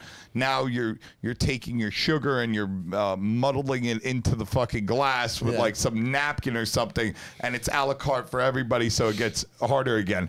Now if you're at like a dive bar where it's like, yo, let me get a PBR and a fucking like shot of your cheap whiskey for fucking $6, it becomes a little bit easier again because now you're pouring it in a glass, but every single person they need a different type of whiskey, a different type of beer, so you're kind of all over the place. With bread, you make your dough, you do your shapes. You put that, and the way that all these guys do it, like the days of, it's not the way Napoli and Il Fornetto Bakery are doing it, where they're getting in at 2 o'clock in the morning, and by 5 a.m. they're baking. They're not mixing baking and this and that in one night. Now it's you mix, you shape, you throw it on your racks. Those go in the fridge overnight. And then the following day you go in and bake. And then the following day you walk in, your oven's already hot, you load up your oven. Now when you don't have to do anything. You load them up. If it's a big bread, it's 45 minutes. If it's a baguette, it's 25 minutes. If it's a real small bread, it's like 15 and 20 minutes. But you're done. Now those are going on a rack. Now, how do you make it? Once that's done, you're prepping for the next day. But it's done. Yeah. And now I don't need a pizza maker doing things a la carte. I don't need a bartender that knows how to make whiskey sours and fucking old fashions and Moscow mules, right? All I need is somebody at a counter to say, like, you like this bread? Give me $10. And I made money. Like, it's not as easy as wine. Well, I had to make the dough though. That's the only difference. I didn't have to make the wine. So the wine's easier, but it's like, if I could, like, in my head, I'm like, okay, it costs, even using the best flour on the fucking planet, I could pay $45 for a bag of flour. Yeah. All right. I can make bread with it, and let's say I'm selling for 10. Let's say I'm not selling as much. I'm selling for $2 less than the French guy, and I'm selling the same price as, maybe even cheaper than most of the farmers markets, most artisanal breads. It cost me I did the math. It cost me $6.50 because there's no cheese. Cheese is fucking, bro. It's literally like 80% of your cost, if not more. Once you start putting Parmesan Reggiano and shit like Dom DeMarco, that goes up a lot. But it doesn't have that. So $6.50 to make 12 loaves, $10 a loaf is $120. Bro, tremendous profit margin. Tremendous profit margin. And I don't need a person in there being like, oh, like, even if I'm making sandwiches, I need a sandwich guy, sandwich salad guy, and then I need a pizza guy. And then you need the guy you're doing sandwiches. Who's frying the chicken cutlets? Who's cooking the sausage for the pizza? Who's cooking the vegetables? 100. It comes all the way down the line. Yeah. But somebody could walk in and somebody's just like, yo, I want 2 sandwiches. I want 3 slices of pizza, or I want 3 pies. And now it's 2 different guys doing 2 different things that have prep. And then they say, oh, and let me get a baguette and a country loaf. Yeah. Right? The baguette and the country loaf, the guy just puts it in a bag and fucking that made you the most money. And it made you the most money. And it was the easiest thing. And you have all the fucking equipment already. Yeah. You know what I'm saying? And then for the bakeries, I say, and I even say this for the pizzerias, like, if you want a little place, if you're like, listen, I don't have money for the big place, I can't install the bar and do this giant place that's going to cost me, $500 to $1 million. Like, I need to go out and I want to do this. I got 80 grand, 100 grand, but you have to be talented. You have to know what the fuck you're doing. You have to be making good pizza, and you have to be able to bang. But after that, I tell guys all the time, I'm like, bro, do you like making pizza? And they'll be like, yeah. And I'll go, okay, bro, open 5 days a week, 4 hours a day. Like, that's it. That's when 90% of the money comes into the pizzeria. Yeah. And make the pizza yourself. And you will make more money than you've ever made in your life. Like, in owning a pizzeria, like owning a little pizzeria. You'll make more money. Yeah. You'll have better quality of life. But people got to fucking choose what the fuck they're doing. You know what I mean? That's what's, like, huge for me is like, Zazzy's is, planning on opening a lot of locations. So my whole you're thing on is 3 and you're not even a year old? Not even a year old. We're on 3, and we just signed the lease in Miami and 2 in Los Angeles. John is actually in Colombia right now because they're looking to open up something in Colombia. And then from there, it's a whole bunch of other locations. And, for me, it's like I'm going to be on board for this. That was a huge selling point to me was we're going to open up these locations. We're going to, as long as we can, it's going to be the same artisanal product that I produced that when we had one store, bring it all over the world. And I said to John, I'm going to do my years. And then at one point, I'm just going to back out. And, me and John both said, we'll open up that small little place. Like I want to open up my little place, be open 5 hours a day, make 100 dough balls. This is what I'm going to try to fucking do for the day, and every fucking dough is going to be amazing. I mean, I think there's another thing. And I mean, we just, you just fired the gun on all this where, you know what I'm saying? You got the divider, production things coming in, which is one of the most important.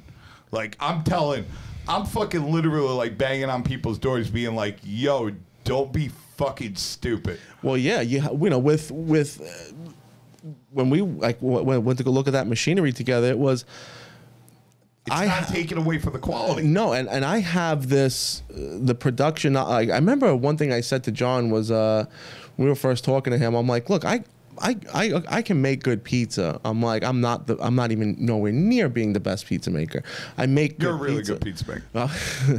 But I said my strength is production. I move machines. The years that I've owned doing those massive numbers, watching my father's bakery being a production monster. My strength is not, is more in I can control a massive machine that's going. So when I, said to John, I was like, we're coming up to store number 3. We're done making the dough by hand. Right. We need machinery that can, especially with the advancement of technology, that can handle doughs that have higher hydrations, no problem.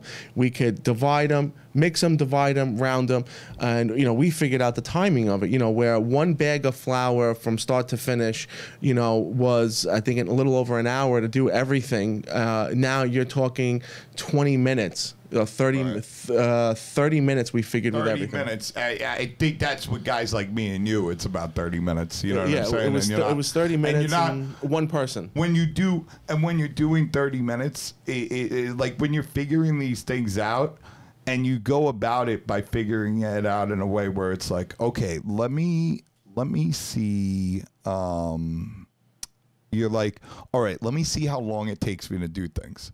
Right. Yeah. And whatever you figure out, you got to double it. And I'm going to tell you why. Because you're not counting the smoke break. You're not counting in real life on a real day when you figure that out and you walk away. And it is important to have pars. And it is important to look at those things and like stay on top of your people, blah, blah, blah. But it doesn't count like the drink of water that the guy takes. And he walks and takes a piss. Or goes on his phone. Yeah, and he goes on his phone for a second. And these are all like real life things. And you got to stay on that. But you also got to be realistic with like, okay, like me doing it as fast as I can is never going to be the fucking reality of the fucking thing. No, and the other thing too is if you're looking to grow, like I understand it where it's just like, oh, but there's the old mentality of, well, if your hands are not in the dough, is it going to be the same? Well, or if a human's not touching it. Here's my thing. A human is touching it. A human is touching it. You know, where a human's making it. But like when someone says, you know, when you're getting machinery, you know, if you're planning on growing, your main person is not like, you know, if it's me, let's just say for instance, or you, we're gonna get to a point where we're not making dough anymore. Right. So someone else is making it, and guess what? That person that's making it 8 out of 10 times does not give a shit the way we do about the product. Right. They just want to mix the dough, divide it, ball it up, don't care, throw it inside the thing. They're not looking for specific things that we are looking for. They're not checking the temperatures of the dough. So you know what? If I could streamline the process as easy as possible to let machinery do it that does it properly, and not someone who might be in a bad mood that day, doesn't care about the product, maybe he doesn't want to do this anymore, maybe he, you know, had a fight with his wife that day, so he's just going to throw everything together and not care about the product. You know, is that better than having the machinery do it? You know what I'm saying? So right, and I don't think. I mean, as long as the machinery is not fucking up the final product, like I've seen guys like Carmine Testa, you know, Carmine from Jersey Pizza Boys, and so Carmine, he was having a labor problem a few years ago, and he was just like, "Fuck this," and he bought like a pizza press, and he's like, "Listen, it's the quality's not the same, but bro, I have no choice, and I got to be able to like walk out of here. Like I can't be like in here 18 hours a day." And he used it for a little while, but then he stopped using it because it was just like once he got enough guys, it was like the product took, you know, like it's a different product altogether, and it doesn't work. That being said, could I think they came out with like a head stretch thing, but that's what it comes down to. Can you design the product to where it doesn't lose the quality? And I think the answer is yes. And like, yo, for anybody that thinks like what I'm saying is crazy, go look, like, because anybody that really, really, really cares about quality of product and all this stuff definitely is going to have respect for Chad Robertson, definitely is going to have respect for like some of the top artisanal bakers on the planet. Those guys use dough dividers. Those guys use baguette rollers. You know what I mean? They still have their hands on the product at the end. Like, as long as you're not fucking up the product, you know what I'm saying? Yeah, like figure shit out to where you have to figure shit out to streamline things. And then you have to, if it is something that's going to fuck up the product, you got to make a hard decision, right? But I try to, like, do things where it's not fucking up the product and I can save time, and it's... The artisanal bread business has been doing this for a long time. I only recently got introduced to it on a professional and intimate level. Like, I've been looking at artisanal bread for a long time.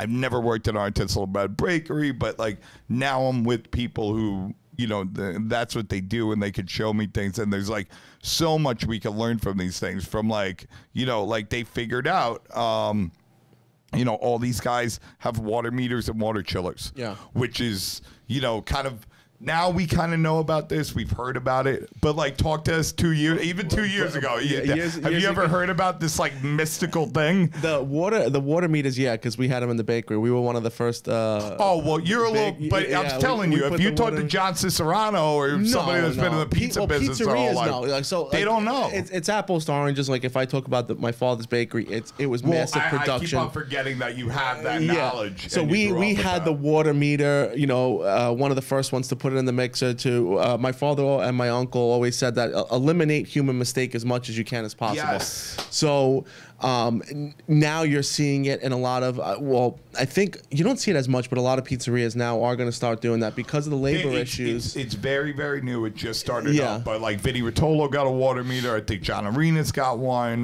We got one. You just got one. We just got one because when I saw the water meter, I knew right away. It's inexpensive. It's inexpensive. Yeah. I'm not going to be here making dough all the time as we continue to grow in location. So I took a page from my father's book. Take the human mistakes out. Right. Here's the water meter. It's the water. It's not changing the product. It's just it's taking out human error where it's just I'm setting the water. Speeding this is up the process by how much? How long does it take to weigh out your water? And now you're having a machine doing it. But and the same thing. It's also like we were saying. you know, I don't want to say streamline where you can as much as possible. And I think where you streamline, it's in the dough making. You can streamline it. When it comes to making the pizza, that is something we will never do is streamline that. That will always be someone's hands are stretching that dough and making that pizza. And that's where my job is I'm training these pizza makers and to what I want them to look for and what I expect from the product. So it's, you know, basically what was taught to me. We're putting air in the crust. We're not forcing making a crust out of dough. We're making it out of air. You know, so that's where my job comes in now. If I have these machinery to streamline the dough making and I don't have to focus so much on that because I know my recipe's there, I took out human error and this is what's going to happen, then I now can focus a majority of my attention to training the pizza makers, which is the hardest and most important job, for them to make sure my product is the same at each location.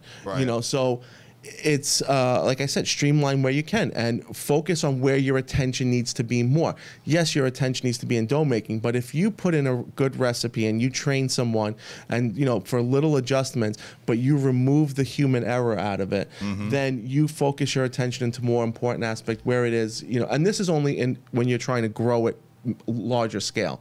You know, if you have one pizzeria, then you're focusing on all of this. It's all important.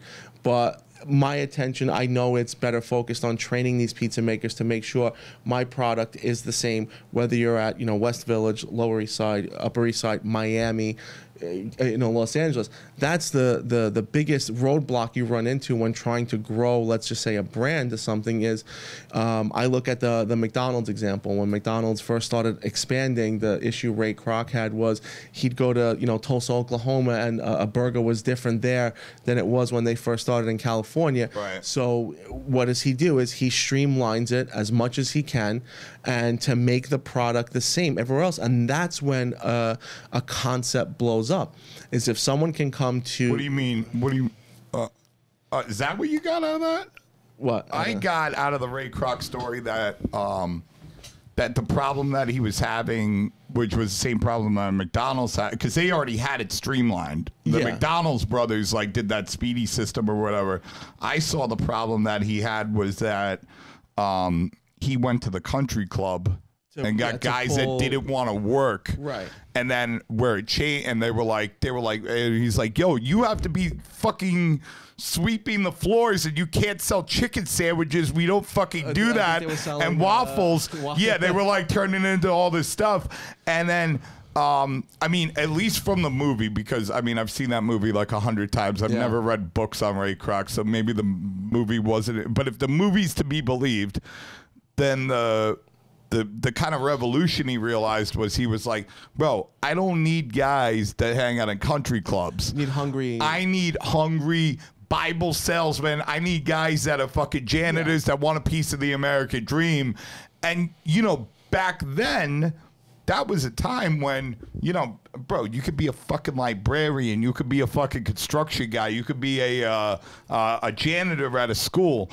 And as long as you, like in the 1960s, like, yo, your wife was at home. You had 2 kids. You had a house probably before you were 30 because you had community banks that would give you loans. And like, as long as you weren't like a drug addict or a real degenerate gambler, which there were a lot of back then, or a real fucking bad drunk, you know what I'm saying? Yeah. Like, bro, you could mortgage your house and fucking open a McDonald's. You can't do that anymore. I think it was only like I think the initial investment was like $25,000, and Kroc would sell you the ability to do the franchise. But what I was looking at was like, yeah, the McDonald brothers came up with that speedy system. Right.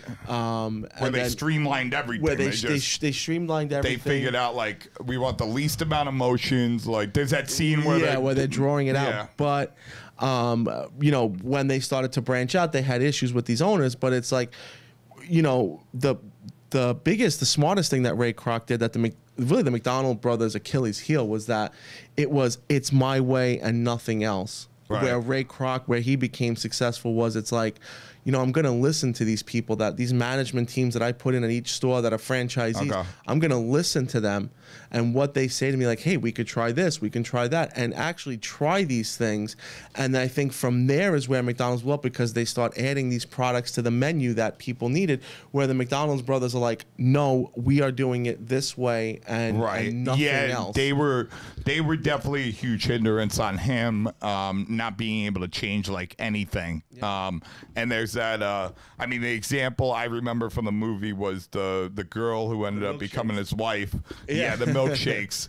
And then they did it, but I remember at the end of the movie it said they switched back to real ice cream. To going back to real ice cream. They switched back to the real ice cream in the end. But no, they did add the fish fillet eventually, and you know, originally there wasn't McNuggets. The fish fillet, I don't know the story. You know what the story of the fish fillet is? I was reading this. I've never ate a fish fillet in my life. I won't eat it, but I've never had it. I'll never. I almost feel like I should just go to McDonald's and just order one, because that seems like a crazy thing. But I fall into these like rabbit holes of like reading about businesses and stuff. The fish fillet came about because of Lent. Oh, okay. Because years ago, when you were in the Catholic Church, it wasn't like you can't just eat meat on Fridays during Lent. You actually couldn't eat meat on any Friday throughout the year. So McDonald's came up with, especially in their more Catholic-based neighborhoods, that they would make the fish fillet. That way customers can come there on Fridays and still have McDonald's. Yeah, I mean, that's one of the things back in the day they attributed to, you know, obviously the pizzerias are a lot busier on Lent, but everybody orders pizza, like, on Fridays, like, you know, especially, I guess there's probably not as much, as many, you know, practicing that every single Friday no meat thing, but there still is a lot, like, especially, like, in Italian neighborhoods. Oh, yeah. I mean, it's less, it's less than it was, but there's still like I don't follow it. Like I don't follow it either. My father's the best was you know, every Lent it would be like, if we would go to his uncle's house and we'd be eating soppressata, and I would be like, you know, Baba, it's Lent, we're not supposed to be eating meat. My father goes, the only time it's an issue is when your mom finds out. He goes, if you don't say anything to her, we'll be fine. He goes, and my father would say, of all the other stupid things that I've done in my life, I'm pretty sure God's not going to get mad that I ate a piece of soppressata on a Friday.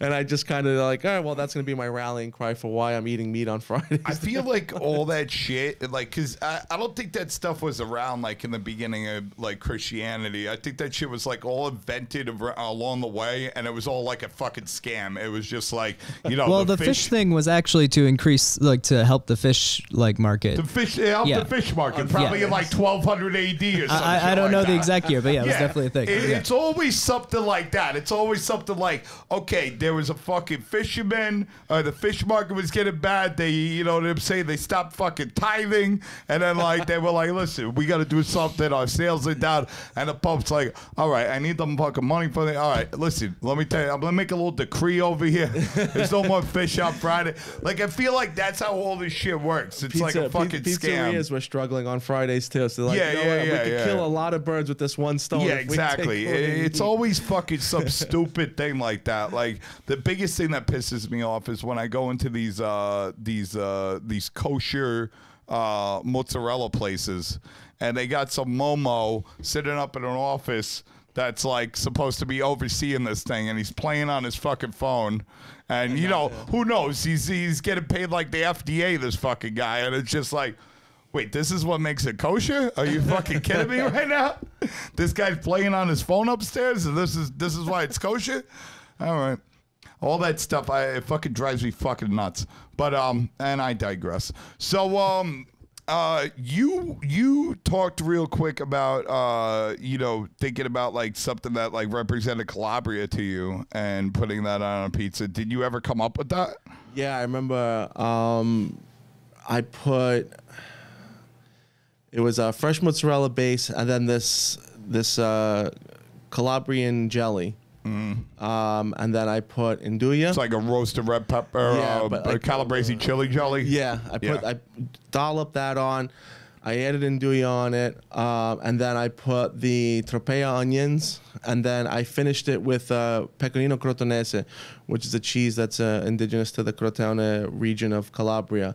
and you know, arugula, that, and I put that on there. And then another one I had came up with was a focaccia base on the Neapolitan pizza, no cheese. I put basically, which was a summer salad that my mother would always make for my father when he would be in the bakery. Something cool. It was just tomatoes, the red tropeo onions, and then I put on the calipo tuna fish, because calipo tuna fish, which is very popular now in the United States, is actually made in my father's 1,200 people town in Maiorato. Oh, really? Yeah. So if you like look at the can, you'll see Maiorato Vivo Valente, and that's like our pride and joy. Is like we have this factory that makes tuna fish in our town, and that's pretty much where everyone works. It's really one of the few sources of income in my father's town. Yeah, it's like one of the few manufacturing things. So I just put that on, and then again the pecorino crotonese, which is my father's favorite cheese. So it's like, it was just like a love letter for my father. I'm like, this pizza is something that you would eat, you know, that like your family would eat. So has he ever ate it? Yeah, I brought it home. I brought both of them home. He was happy. He loved it. He loved, especially the jelly. 'Cause my father says, I haven't had this chili jelly. He goes, and since I was there. Right. He goes, my mother used to make this. He said we would have that, and the andouille, which he loves, which I think is now starting to become very popular as a topping for ingredients. And oh yeah. I mean, andouille is amazing. The only problem, you can't get it from Italy though, right? No, I think andouille, whatever we have, is made over here. Yeah, because it's illegal to import for whatever, or export. I actually know a guy. I can't say it on the podcast, but I know a guy who, like, he gets it, and he's like, there's a couple guys like floating around New York that they know people that come back and forth a lot. Yeah. And because I was asking, I was like, how do they get it over here? Stuff it in luggages. They stuff it in luggages. And then they bring it to the restaurant. So show up, they're like, yo, the andouille just came in. And it's like a fucking drug deal. I remember when we were younger, my father would go to Calabria and he would come back, or anyone, my aunts, uncles, somebody would come back. There would be a luggage. They always brought an extra luggage. They'd come back with this luggage full. And then it would be layers of clothing, and then layers of clothing on top. And then when they would unpack it, it was all these like wrapped up packages of calipo tuna fish from there, the andouille, sopressata, olives, cheeses, and like all like layered perfectly. But the one that would always crack me up was like the one aunt or uncle or my father who was coming through and got caught, and they took all of the shit out of the luggage. And you knew how it went for them, judging on when they walked to you and you were waiting at them at the airport. I remember I have this like vision of my father one year in my face, where in my head, where he's walking to us, we're excited to see him, and he's fucking livid, and and like I remember running up to him like, Baba, and he's like in this terrible mood, and then my mom's like, what's the matter, what happened? My father's like, they took it, fuck it, they took everything, fuck everything, they don't even leave me with the olives. He was in such a bad mood, but it was just like, and I remember I was just having this conversation with someone too. The Kinder chocolates didn't even exist here in the 90s. Oh fuck! And my nonna would send us with these packs, and they were like these rigid things that have like the cream in it. And now everyone has, anywhere you go, it's we have Kinder. Everywhere. We have Kinder. They're everywhere now. You know why? They were illegal to import here because of the toys. Yes. The toys were choking hazards. The toys were choking hazards, and they, I guess now, but you're right, like how long's Kinder been in America? Like 10 years? 10 years. So like I remember, I mean, I always have this conversation with a lot of people about a lot of the ingredient, like Nutella. I remember vividly, my mother would send us to school with Nutella on semolina bread. Right. And I'd be sitting in lunch, and the kids will look at me and they'll be like, "What the fuck are you eating? Chocolate on bread?" Yeah. Like, what is that? Why'd your mom say? And I remember one time a teacher said to my mom, she's like, you sent your son in school with chocolate on bread. Is everything all right? My mom's like, it's Nutella. That's what. You never heard of Nutella? No. And now there's like Nutella bars, and everyone loves Nutella and all this stuff. Right. So even the Kinder chocolates, I remember going to school sometimes, and I'd be sitting there eating this orange and white wrapped chocolate, and everyone's looking at me like, what is that? And I'm like, yeah. What are you doing? It's Kinder. You never heard of Kinder before? And I'm like, no.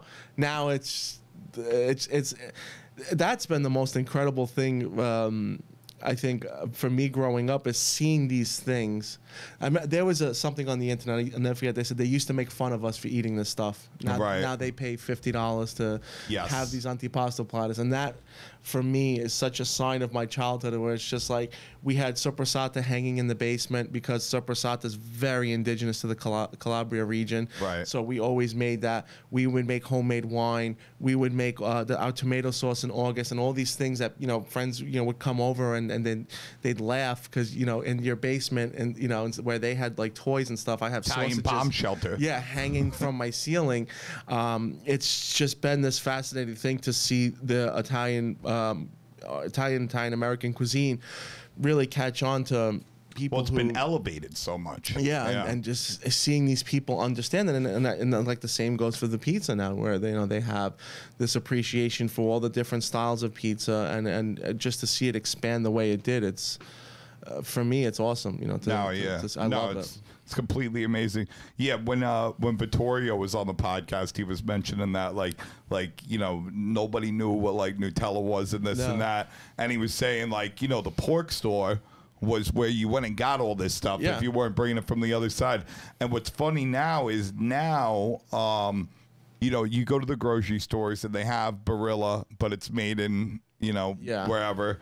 You have Nutella, but it's made in Canada, and it's not the same fucking shit. And it's in the plastic jars. And it's in the plastic instead of the glass. But still, to this day, you could go to a lot of the Italian pork stores. They have the real Nutella. Oh yeah, and we still can get it. Like it's like this is the one from Italy. I remember I went into I was doing a consulting job at Astoria recently, and they had a pork store down the street. And I go up, and he had all the Nutella, and he had like a few other things that were like hard to get over here. And I'm like, listen, Tony, you want to bring me a couple cases in? I'll throw you a few dollars, but I'll buy the whole cases. And he starts fucking yelling at me. He's like, nah, what do you think this is? I was like, listen, I want it for the restaurant. I can't be paying like $15 a fucking jar over here. What are you trying to do to me? But there's still like, you walk into that place and you could get like some of the stuff that that you're talking about, like your family bringing over, obviously not everything, but some of like the better bronze pastas or bronze-dyed pastas that are very high quality, and some of the weirder cheeses. And the cheeses and some of the weirder. Galbani cracks me up right now that it's so huge in pizza, because I remember in the 90s. They're like the Kraft cheese of Italy, aren't they? Yeah, they're pretty like big cheese company in Italy. But I remember when in the 90s we would have to go to the specific pork store. It was called Guido's Deli by us, because my father loved the Galbani, the provolone. And that was the only item from Galbani in the United States at that time. Right. And we would always buy, because my father said, I used to have this cheese when I was in Calabria, and I can't believe they actually sell it here now. Now, fast forward to 2020, 2021, you're seeing Galbani commercials. Oh, bro, they're in the grocery store. There's like the ricotta and everything. There's the ricotta, there's everything. And the mozzarella. I remember I went to like the supermarket with my father, and my father's walking by. My father's like, "What the fuck?" And I'm like, "What?" He goes, "Galbani's got ricotta and all." He goes, "Why they got all this Galbani cheese?" And I goes, "Before I used to have to go to Guido's Deli to go get Galbani cheese." I'm like, "Well, it's a national brand now." And it's the same thing with Kinder, Nutella. So it's cool. It's cool to see these. Yeah, but doesn't it lose the quality with a lot of these things? Like when they do that stuff? Yeah, they become Americanized. But I think for me, it's just more cooler to see these little obscure brands that we would eat that no one knew about in the 90s, and now like commercials are on TV, promoting this stuff. Yeah. Is it the same? No, not at all. No, but it's just I guess it's a sense of pride for the Italian American community to see that happening. No, definitely 100%. What about did you go visit the New Belgioioso plant or no? Yeah. That was you, right? Yeah, I went to the New Belgioioso plant in New York State. They bought 2 New York State plants, so they're making New York State cow cheese, which is the fresh mozzarella, like all the fior di latte comes out of there. Their whole platinum label comes out of there by using like the New York cows and the New York water. Because that's a big deal, using New York cows. Yeah, and, you know what I mean? That was awesome. What I really appreciated more than anything was we went there and I saw them making fresh mozzarella, and the guy who was doing the tour, because I use their products in the store, like top to bottom, it's all them. And the guy says to me, well, when you make fresh mozzarella, because I made it for years and working in the Slim Marias, and I said to him, well, it's a very specific temperature that I would use to melt it, 162 degrees, no more, no less. And I go and look, and the guy's like, look, and he shows me the heat that when they were making the mozzarella to stretch it, 162 degrees. Wow. Putting the same, I'm like, so they give a shit about, like, people look and they'll say, well, Belgioso's a supermarket brand cheese. Yes, it's sold in supermarkets, absolutely, but they're still very much a family American Italian company. I mean, as far as anything that's being sold in a grocery store, like Belgioso is, I mean, if you want mascarpone, if you want ricotta, or if you want mascarpone, if you want gorgonzola, that's actually like a crumbly gorgonzola. Like if I'm gonna make a pizza at somebody's house or something like that. If you want fontina, fresh mozzarella, stracciatella burrata. Yeah. I mean, fresh mozzarella, sure, but like fresh mozzarella exists in other ways. Yeah. But where do you get like good quality domestic fontina? Like, I mean, because imported stuff doesn't exist. Even the American Grana, their American Grana is fantastic. Is good. Yeah. Yeah. So it's you know what I'm saying? Like, I'm sure we can find something better, but in that category of things, I think they're definitely the best of the best. You know what I mean? It's my go-to. Like the whole supermarket mentality. I think people have it misconstrued because, you could say, well, if it's sold in a supermarket, it's not that great. And I tell people this all the time. I'm like, Stella d'Oro was sold in the supermarkets for years. Palio is sold in the supermarkets for years. They more recently have become, part of national brands. But Palio cheese was an Italian company, Italian-American company for years, up until the 90s. I know my mother still has, remember the old Palio cookbooks where they'd have all these like different recipes that you could use it for? It was an Italian company. Stella d'Oro Cookies was an Italian-American company that ran out of the Bronx up until 2006. Well, Al Santillo was just on. He was saying, I was like, what kind of cheese did you guys use like back in the 50s? And he was like, Palio. Palio was one of the first companies that was making these Italian cheeses here in the United States by Italian American workers and owners. So I tell people all the time, just because you see it in a supermarket, it doesn't mean it's bad. It means they have to put food on the table. Right. I'm not saying it's bad in any way. I'm just saying like there's obviously like better quality things out there. But what I'm saying is like people have this stigma that it's in a supermarket, it's not as good. Look, is the mozzarella from a company that's in a supermarket going to be as good as something made at a Slim Maria? Of course not. Yes. It's totally different. But remember, we have more accessibility to these things here. Whereas somebody in Florida or the Midwest, they don't have that. This is the only option. The only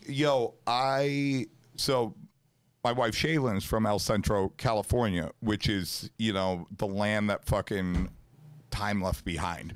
Bro, they still have a fucking Sizzler, which apparently don't exist anymore. And they have a Pizza Hut with a salad bar and an arcade. Arcades in it. I actually would want to go see that. Yeah. And it looks exactly the same as it did like in the fucking 90s, and it's still there. So going to the grocery store and even getting fresh mozzarella is not happening. Yeah. Getting Parmesan of they don't even have like the fucking fake shit. Like not even like the craft Parmesan. Bro, it's fucking wild, bro. They don't even have that shit. And you know where I was able to find everything? Costco. Like bro, Costco. No, they had DOP Grana or DOP Reggiano and pecorino. I was able to buy. I was able to buy a panettone for Christmas, even though obviously it's shit in the box. But like you can't find that. Yeah, you know what I mean. And then they had the Pizzaiolo cookies. They had like big boxes of the Pizzaiolo and the Ferrero chocolates and everything. Yeah. So I'm walking in like all like to a parent's house because I'm like, I got to teach these savages, you know what I'm saying, how to eat. They're like egg noodles and ketchup over there, you know what I'm saying? I'm like making Sunday sauce. I'm like, I buy the Nutella. I'm like, listen, because they were making s'mores every day. And I'm like, listen, we're going to do like a little fucking Italiano s'more over here. So I take the mushroom, I put the Nutella on the Pizzaiolo, fucking big fat Pizzaiolo things, and smash them together. And they were like, they're all eating it. They're like, Nino, you figured it out. You're fucking crazy. Yeah, and we were doing like all this stuff. But no, but it goes back to, you're right. You go to a lot of these places, like the grocery stores didn't even have Pizzaiolo. So I thought like at least I could find that. But like, I mean, it was just, there was, absolutely nothing. And it is a really good thing that they're around, and they have some products that, commercially, I'm just like, no, this is what it is. Yeah, I don't care if there's some $36 Gorgonzola out there. Like the dry, crumbly blue label Gorgonzola they made is... It work not only for pizza, but salads, if you're for salads, for if you're putting something on a charcuterie board and you want to be extra fancy and you want to do like a fucking big chunk of like the globby shit, but it doesn't even work for the globby shit. Even if you're making like a beet Gorgonzola cream sauce or something like that, the globby shit doesn't work. It's too fucking globbed up. You gotta, you know what I mean. You want the dry crumbly, and it's just to give it a little bit more bite. 100%. It melts into the product better. There's certain things that just like they work, and you could say that like, okay, this isn't the Dom Perignon or the Cristal of Gorgonzola, but it's maybe you could call it the Budweiser or Gorgonzola all day, but it's doing it's doing a great job. It's doing a fucking great job. Like, you know what I'm saying? I don't need some like $27 a bottle Belgian monk ale to fucking have a good fucking time at the bar at the beach. Like, give me a Budweiser, give me a fucking Peroni. I'm gonna be doing just fine. I'm gonna go get a Peroni after fucking this. And actually, we're taking one more break and then we're coming back because I'm getting a Peroni. We'll see you in a minute.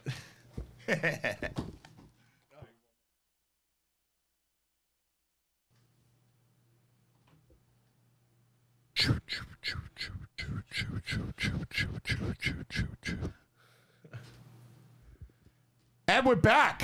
Unfortunately the bodega, they ran out of Peronis because I don't know. I got this fucking bodega to fucking get the Peronis in, but they didn't have Peronis because I got all the DR cats and the PR cats fucking buying fucking Italian beer now because I'm a G. I also just got them to get in San Pellegrino. Because I didn't want to walk down to the fucking grocery store for San Pellegrino anymore. They only had Perrier. And I told the guy, I was like, listen, can we get San Pellegrino? Like, this used to be an Italian neighborhood over here. We don't like this French crap over here. It doesn't have the right, bubble thing. You know what I mean? We don't want Evian. We don't want Evian. We don't want Perrier. Like, get us, just get the Italian shit. Stop fucking around. I feel like whenever I drink Evian, I feel like a rich Wall Street person from the 1980s. So. You know what's the worst water? Fucking Voss. How is Voss still around? And you know what Voss is? Yeah, the Voss is like the round, long tube bottle. Yeah, and they cost fucking $20, and they're fucking they're garbage. They're filtered water. Somebody's sink on Long Island. It really fucking did. Yeah, no, it absolutely did. And they're still around. You still see them around. Yeah, fuck Voss, not a sponsor. So. We're going to get Voss as a sponsor soon. we were so close. I'm not selling out. So where else how long were you in Naples when you went into the Caputo Cup? I was there 10 days. 10 days? 10 days in Naples, yeah. So did you get to go around and go to a bunch of spots or not really? I went to Cinquanta Calò, which was really good. What is that? Cinquanta Calò is a Neapolitan pizzeria. It's more like that contemporanea style. Okay. I went to... It's called Canoto, bro. We're not doing that on this podcast. We're not adhering to the industry bigs. You hear me, Mauro Caputo? I don't give a fuck. I'm calling it Canoto till I die. I wanted the Italians that were listening to this to be like, oh, this guy really knows about pizza. He called it contemporanea. I become more legitimate that way. Well, it's a funny thing what happened because, you know, I don't think you were around for this really to see this like firsthand, but yeah, when Carlo and Francesco Martucci and all those like the original guys that really started pushing that style, the establishment, I don't know who exactly. I know a lot of guys. I know our boy Alberto was printed T-shirts that said "Say no to Canoto" on them, and it was a derogatory term that, you know, the old school STG guys were calling it because, you know, it was like Canoto means like a dinghy raft. Yeah, and they kind of like took that term and they as a derogatory term, and they were like, yeah, it's Canoto pizza or whatever, bro. And then what happened was when you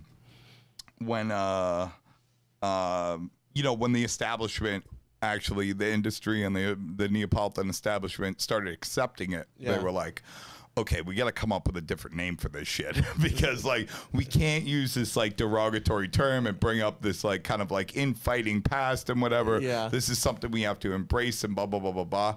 And a few years ago, like right after the launch of the Nuvola flour, because I had been going off about these kids for like a long time, and I had been like calling people and being like, yo, you got to look at these kids, because I saw the writing on the wall. Like, these kids all had like 500,000 followers. They were doing 800 1,200 pies a day, and like not even in Naples, like in the middle of fucking nowhere. Like Carlo's in Aversa and Martucci's in fucking Cosenza, which is, if like New York is Napoli, that would be like being like if we woke up tomorrow and it was like, okay, there's this pizzeria in Allentown, Pennsylvania that's selling 1,200 pies a day, and people are driving from New York and waiting on lines and going on like 3-month waiting lists just to get into the joint. Like, that's how crazy it was. Yeah. And I remember Mauro like yelled at me because I was like, we were at a party at Pizza Expo, and he was like, yo, we're not calling it Canoto anymore. We're calling it like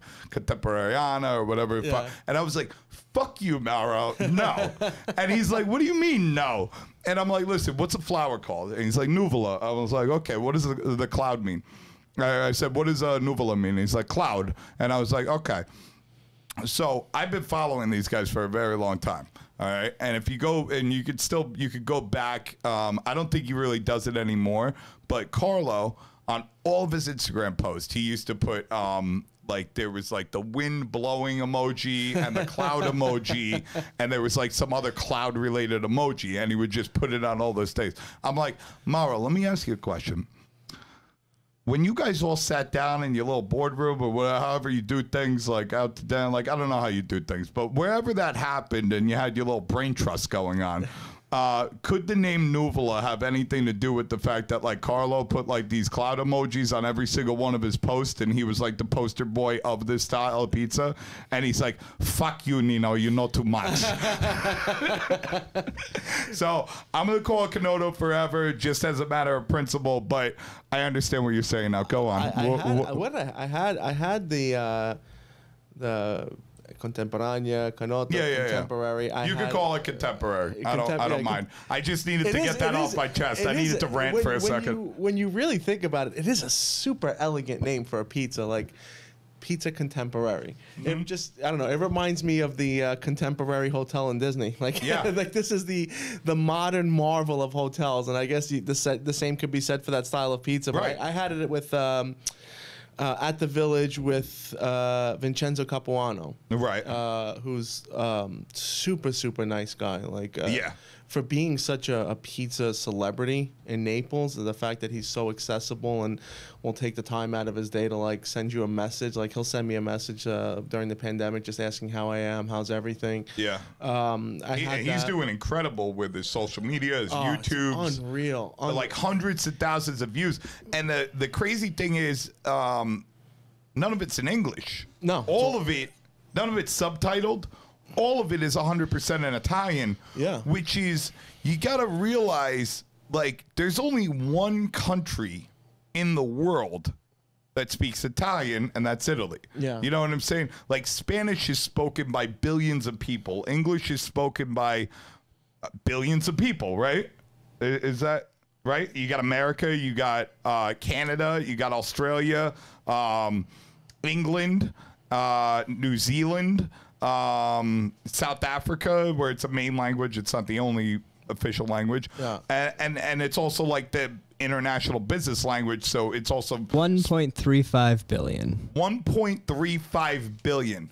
Now, how many people speak Italian? It's more than 60 million, but there's about 65 million people that live in Italy. Maybe another 20 million. That's pretty impressive. So you got 63 million people is Italian. The same speak it. Well, more speak it than live there. Everybody. Well, no, that's how many people speak Italian. That number can't be right, though. It's got to be more than that because they're just counting people from Italy because there's. As their first language, an additional 3 million speak Italian as a second language. I think it's got to be more than that. Which is a majority of it. It's probably here in the United States. You got a lot of Italian speakers in like probably not as many as here, but you got a lot in Argentina. You got a lot in Brazil. Mm-hmm. You got minority communities in Australia. There was a big Italian accent. Canada and Toronto, Montreal. You know, I mean, if you think about it like this, if you think about 60 million people in the United States alone identify as being Italian American from Italian descent. Yeah, it's got to be 20% of them speak Italian minimum, right? So how much would that be? That would be what? Well, I think recently I read that the Italian language is pretty much diminished in the United States from where it used to be. Oh, it definitely has, but you still, well, that's why I put the number at 20% because you speak Italian, like it's the people that immigrated here from the second diaspora after World War II, and a big majority of those people were in the 60s and 70s. Yeah. Right? A big majority were like before whatever that new Immigration Act that like kind of like didn't favor Western Europeans and more favored people from Asia and, you know what I'm saying, other places we like expand. I forget what year it was. I think it was Lyndon B. Johnson, whatever. It doesn't matter. Actually, somebody was telling me I think it was Al Santillo was saying that like that whole thing that happened was because of the Bobby Kennedy's relationship with the mob, and he didn't want Italians coming here anymore. Really? Yeah, because that's what Al says. All the old timers said because it happened right after. You know, Kennedy got assassinated. Obviously, he had all these problems and connections, and then the brother. You know, he was going after all these guys for whatever reason, even though they like got him elected. Oh, yeah. I mean, they got him elected. Yeah. Like without those guys, people who know like the actual story know that that's very much true, and it's just like, well, we got you elected, and now you're coming after. Yeah, now us. you're like, coming after everybody. What did you think was going to happen? Yeah, yeah. Whoever did it, it was, you know what I'm saying. That's definitely always in like the zeitgeist of all that stuff. But I lost my, so it's that is a huge accomplishment because you only have a pool of let's say it's 70 million, 80 million. Right. You have a pool of 80 million people in the entire world that are understanding what you're saying. that can even watch the video. Yeah. And you have hundreds of thousands, where in America having hundreds of thousands of views on like a social media video is like it's a giant accomplishment, but you have this much bigger pool. Think about this. As impressive as that is for Vincenzo Capuano, what about Cheeto from Sungay Napoli? Oh no, it's incredible. What he is doing is unreal because same thing. He has a lot of followers. He's getting a lot of views. All his videos are not even in Italian. They're in Neapolitan. Yeah, I know. And he's generating all this, you know, tremendous feedback, having celebrities show up to the restaurant. Right. Super busy out of this little place. More than what Vincenzo's doing, I am thoroughly impressed at what Cheeto's doing because Cheeto stayed super authentic to where he was from. You know, and it wasn't this idea of I'm going to open up a Neapolitan pizzeria in New York and then eventually cave like everyone does and start to cater to the American palate. What Cheeto did is, I'm going to do this my way, exactly the way we did at home, and if you like it, great. If you don't, you don't. And you know, it's not just the food, which the pizza's amazing, the food is amazing, but it's the atmosphere. It's the atmosphere. I was just gonna say, you feel like you're sitting in a little restaurant in Naples. In Naples, having someone come out with a guitar, yelling, screaming, dancing, loud music, yes. like, and that's how I describe the place. I'm like, it's like you're walking into Naples. Yeah. It's like you drive down Houston Street and you get in front of his place, and like, bro, I have videos of me I was passing by and I just, you know, rolled up, yeah, right in front of the place, and I got 6 guys screaming my name, coming out, yeah, clapping, singing. You know what I mean? It's out of control. It's such an experience to go there. So I'm like, I'm always so impressed by what he did, because it's just, again, another person who, you know, is sticking to, I'm sticking to what I know from my country, and I'm gonna give the people this experience. And it was a 50-50 shot. Either they got it or they didn't, and the people get it. It's not like you're watching his videos of when they film there and it's just all Italian people. It's everybody that wants to have this immersive experience in this restaurant. And you know, like I said, as much as it's really impressive what Capuano's doing, even with all of Europe, you know, I think he just opened in Germany. I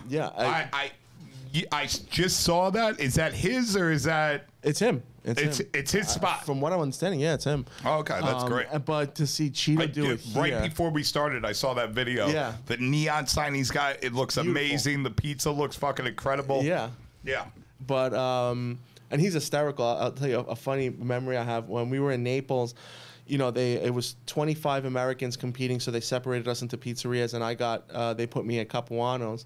And I remember we all had to like funnel into his like bomb shelter basement to make dough. It was so hot and humid in there.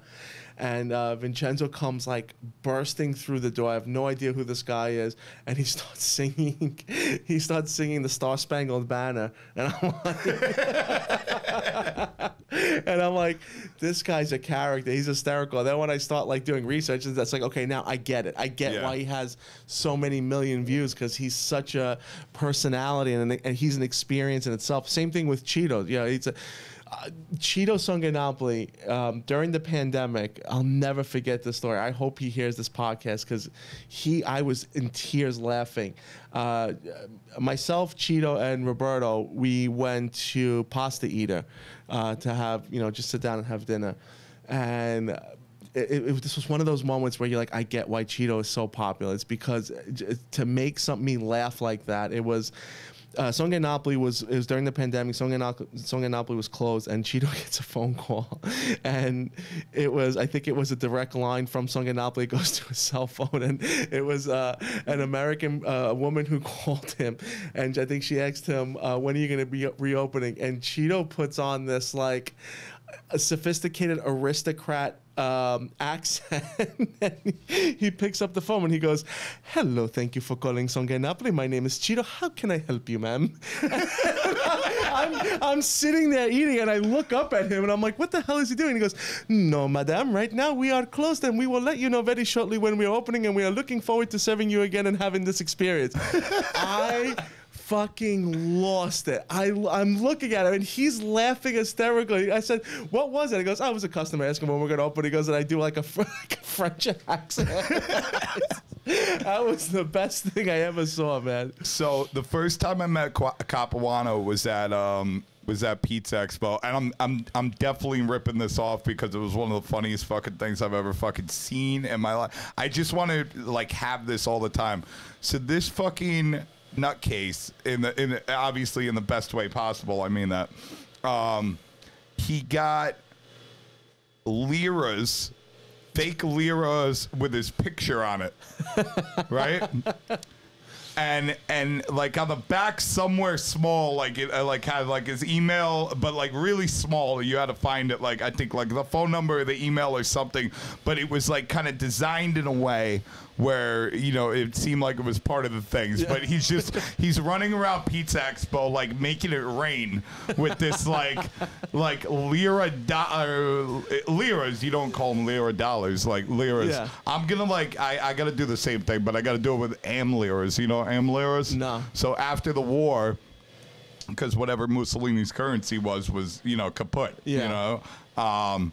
So the Americans gave everybody, they had them trade in their money, and they gave them, they were called liras. Okay. American lira. American lira. And they were, you know, for, I don't know, maybe 3 or 5 years. Like, that was the currency in Italy. So, like, do something like that. Because that would be hilarious. That would like, be good. I mean, it was so funny when he did it, but you meet somebody and you just, you know what I mean? These, like, these big personalities. Here, have $1. Wait, hold on 1 second. Sorry, the fucking R2-D2's going off. Where is it?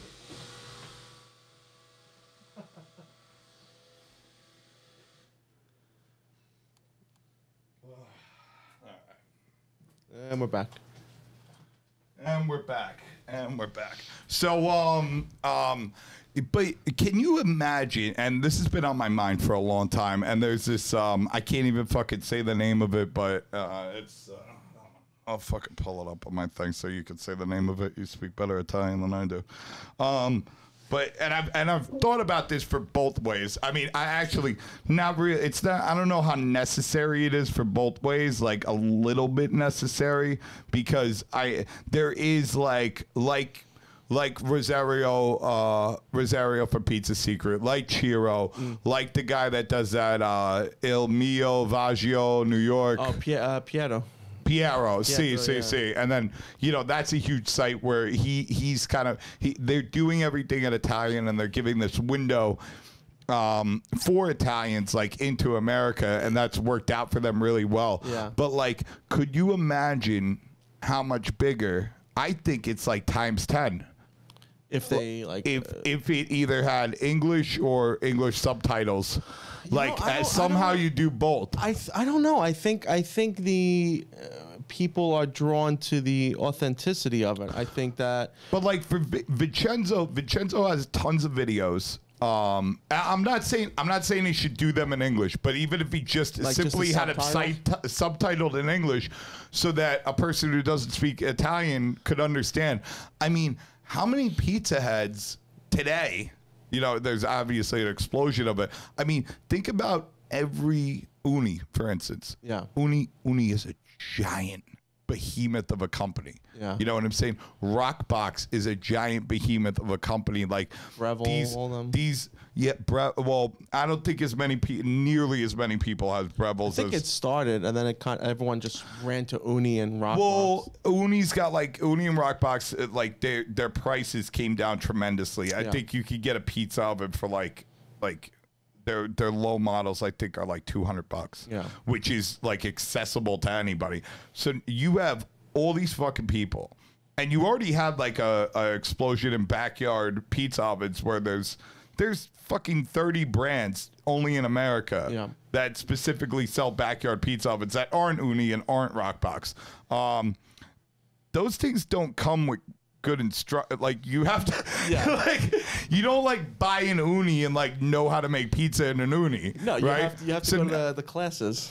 Yeah, you gotta. Well, there's not enough fucking class, bro. How many Unis you think are out there? Oh, I think it's in the millions. You think millions? I think millions, bro. They are fucking. I know it. Well, they're all watching, I guess, YouTube videos, or they're messaging people like you, me, right? Like, because we are. Well, they're watching YouTube videos. Well, Vito, you know Vito Acapelli? Yeah, that's the first name that popped in my head. Vito's the like the only Italian I know of that's like from the other side that, you know, hey, I'm a maestro Vito Acapelli. Wow. You know, he's like, but he does everything in English, and he has hundreds of thousands. He has a huge following. Huge. A lot of huge on YouTube. Nobody, people they'll say to me, like, he's the only guy. Do you realize Vito Acapelli is the only person in the United States to amass a YouTube following like he has in pizza or bread or anything in the entire U.S. Yeah. Like Vito Acapelli has it, but he doesn't have a U.S. audience. Like you could go on SimilarWeb and check out these guys' things. Oh, here it is. This is the channel, and this channel is blown the fuck up. And I remember, so it's called Italia Squisita. Italia Squisita. Squisita. Yeah. So this channel a year ago, they were getting 5 to 30,000 views, depending on the video. Yeah. Right. It's all in Italian. There's very few videos with English. A year ago, they threw in English subtitles. They threw in the subtitles, and it's. Bro, every video's got 500,000 to like 4 million fucking views on it. Yeah. The whole entire fucking thing. It's more accessible to the English. Well, you got 1.5 billion. Can you imagine subtitling Cheeto's videos in English? People would. It would be hilarious. He'd be a famous comedian. It would be hilarious. You watch those videos, you crack up at what he says in those videos. Bro, like somebody, maybe it's going to be me. Somebody's got to do it. I've had this in my head for like a long time. I'm like, bro, somebody needs to just subtitle all these fucking guys. And it is going to be like, because, and check out that number I said before. Now, 1.5 billion, right? English speakers. All right, forget about that. 60 million Italian speakers. 60 million people who identify as Italian American, and you grew up here in an Italian American community, an Italian American neighborhood. How crazy are they about their fucking heritage? Oh, it was. And you're telling me the American? Well, the. Whether they speak Italian or not. I love studying the Italian American history, and one thing that is what most people will find fascinating is that American Italians or Italian Americans, because they are two separate things. You know.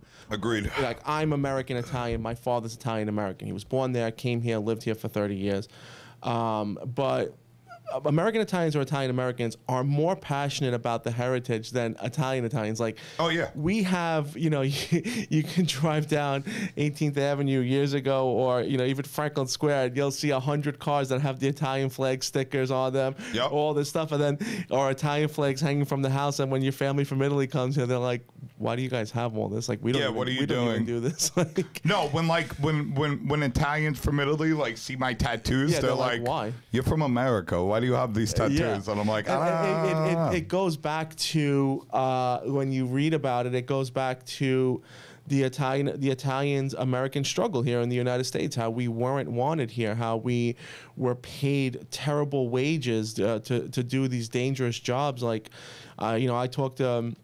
Whenever I talk to people, I'm like, you know, you look at New York City, you know, the amount of Italian Americans that were put in doing the dangerous jobs, like in the 20s and the 30s, building the city. You know, I think I was reading somewhere that it was upwards of 500 Italian immigrants died building New York City because they were given, you know, the terrible jobs. And then, you know, like we said before, like people made fun of us for the food that we ate and all this stuff, right. You know, and, you know, there's that amazing Stanley Tucci documentary on PBS about Italian American history, and the fact that, you know, in these Italian enclaves, teachers were coming into their homes and telling them, you can't speak this language anymore. You know, the food that you eat is no good for you. The superstitions that you have are terrible to grow up with. You can't raise your children this way. So there became this small period where Italian Americans were like embarrassed of who they were. That was from the first diaspora. From the first ones. The first one, they were embarrassed. Their children were embarrassed to be who they were. My grandfather was like that. He came over here very young. Yeah. And he wanted to assimilate very quickly. Yeah, he never spoke Italian after his mother died. He would only speak Italian with his mother. Yeah. And once she died, he never spoke Italian again. Yeah, it was because you wanted to assimilate quickly so that you didn't have to deal with the prejudices that you were getting from other people in this country. And I think when the second diaspora kind of happened here in the United States, they took more pride in their heritage because 100%. The country accepted, like, you just look at after World War II, everything changed for Italian Americans here, because the soldiers that were stationed in Italy all of a sudden realized this country is beautiful, the food is beautiful, the people are so loving, and like, you know, these American soldiers were going into Italy, and if you like watch old videos of them talking about it, they were being welcomed into the Italians' homes. Like, all of a sudden you come back, and now Frank Sinatra, Dean Martin, Bobby Darin, Tony Bennett, all these singers are on top of the U.S. charts. Right. Italian music is Italian American music's huge. Italian culture, Sophia Loren movies, Ernest Borgnine movies, like the Dean Martin Variety Show. The country embraced Italianism so much. Then when the second wave of immigrants came after World War II, they could then be more proud of their heritage and keep their heritage. I mean, just think about it, in a span of 25 years, from the 20s to the 50s, you went from teachers telling their students, you're not allowed to speak that language here, or and in the 40s it was considered the enemy language during World War II because of what Mussolini did.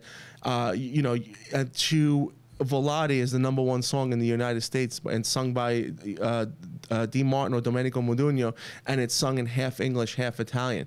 So we had that moment of being able to be proud of it because we came such a long way in such a short span. So when growing up in my neighborhood, even just growing up in my household, we were raised to be very proud of our culture. My mom and my mother and my father, especially my mother, didn't want us to lose, you know, our culture, because my mom says what eventually happens is down the line it goes away. Right. So they really stuck with us. They were able to see coming over here what had happened to the people who came before, to the prior generation. The kids didn't, you know, speak Italian anymore, and they saw. I know, you know, for a fact they saw that moving into the communities. They, like, right away they must have noticed that. Wait, you're. Well, yeah, you don't speak. Like, why don't you speak it? Yeah. Well, we because my father still struggles with English. It's funny, but like a lot of people, when they meet him, they're like, "Oh, your dad's really quiet," and it's not that my dad's quiet. It's that my dad he doesn't speak English very well. He struggles with words. I'll give you an example. When we were younger, my father he never knew how to say behave. So when he was trying to reprimand us, he would tell us, "I wanted you guys to be more than Ave," and we're like, "What?" Like, you know, American friends would look at like, "What is your dad trying to say?" What is he saying? He's trying to tell us to behave, and then when we would try to correct him, he'd get really embarrassed. So, my dad, he doesn't speak much, but then, like, you know, if he feels comfortable around you, he'll start talking, and you hear like, "Wow, this guy really struggles with English," and he's been here for 35, almost 40 years now. My dad's been 1980, 40 years, 41 years. Right. My dad's been here. So, so growing up when I was a kid, my mom had to converse with my dad in Italian, because at that point they met each other 3 years after he came here. He still couldn't speak English, so that was the first language in our house. So my parents were only speaking Italian to me, and then if I was with my mom's parents who were here, my dad's parents never came here, they were speaking Italian to me as well. So when I got into kindergarten, you didn't speak English. I struggled very badly with English, and it got to a point that my mom always tells me the story that the teachers called my parents and called them into the room. They're like, "Listen, he's a great kid, but Dominic can't speak words in English." They're like, "He doesn't know how to say water in English. He asks us for aqua. They says if Dominic wants like a rag to clean or whatever, he says panna cuscina. Like, we don't know what these things are." So they're like, if he does not learn how to speak he's going to go English into ESL properly, class. he's going to ESL. Yeah. And my mom sat back, and like I said, my mom was born here, but my mom is like, "My son was born here," she told the teachers. She's like, "Why would you put him in ESL?"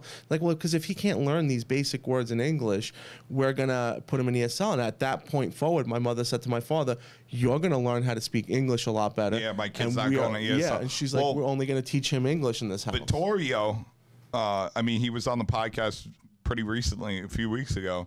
And yeah, that's exactly what happened to him. And he grew up in Amityville, New Jersey. He was born here. Amityville, New York. Or Amityville, New York.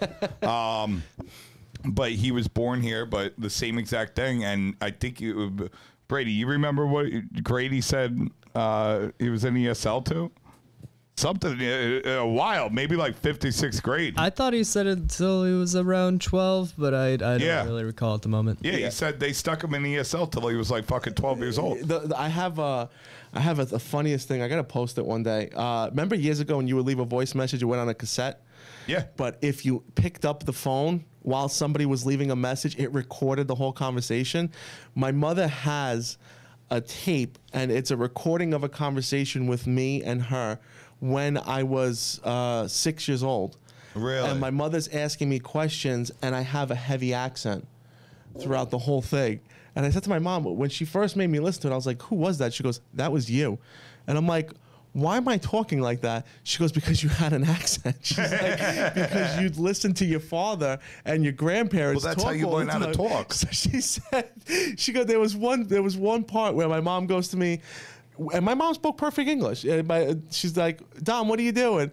And I'm like, I'm laying down, Ma. I've been in school too much. And she, I'm like, why did I say that? She goes, that's how you talk. She goes, that's right. We had issues with you that they were going to put you in ESL because you had an accent.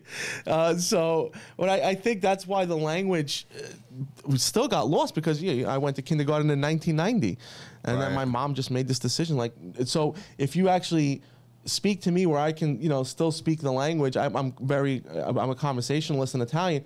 You go to my brother, and then you go to my sister, they struggle. They can't.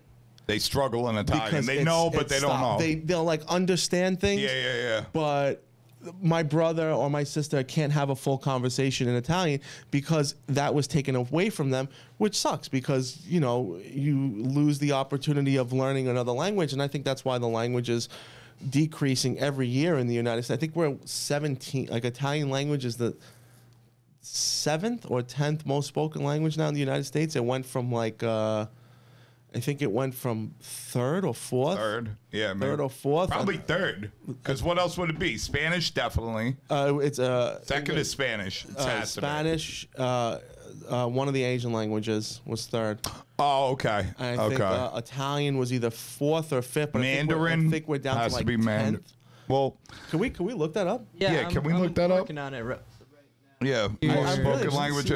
I can't imagine it was Mandarin though back in the day, because all the Chinese people, actually, I don't know this for a fact, but I do know for 100% fact that up until like 20 years ago or something like that, like if you went to Chinatown or any Chinese area in New York, they didn't speak Mandarin, they spoke Cantonese. Okay. You know what I mean? Yeah. Like and Got now number that's 10. changed. Huh? Number 10. What is number 3 through 10? So we've got English, Spanish, Chinese languages, quote unquote. I got hit. So it includes Cantonese and Mandarin? Yeah, most likely. Yeah, that's what I'm getting out of this. And Italian is 10th, right?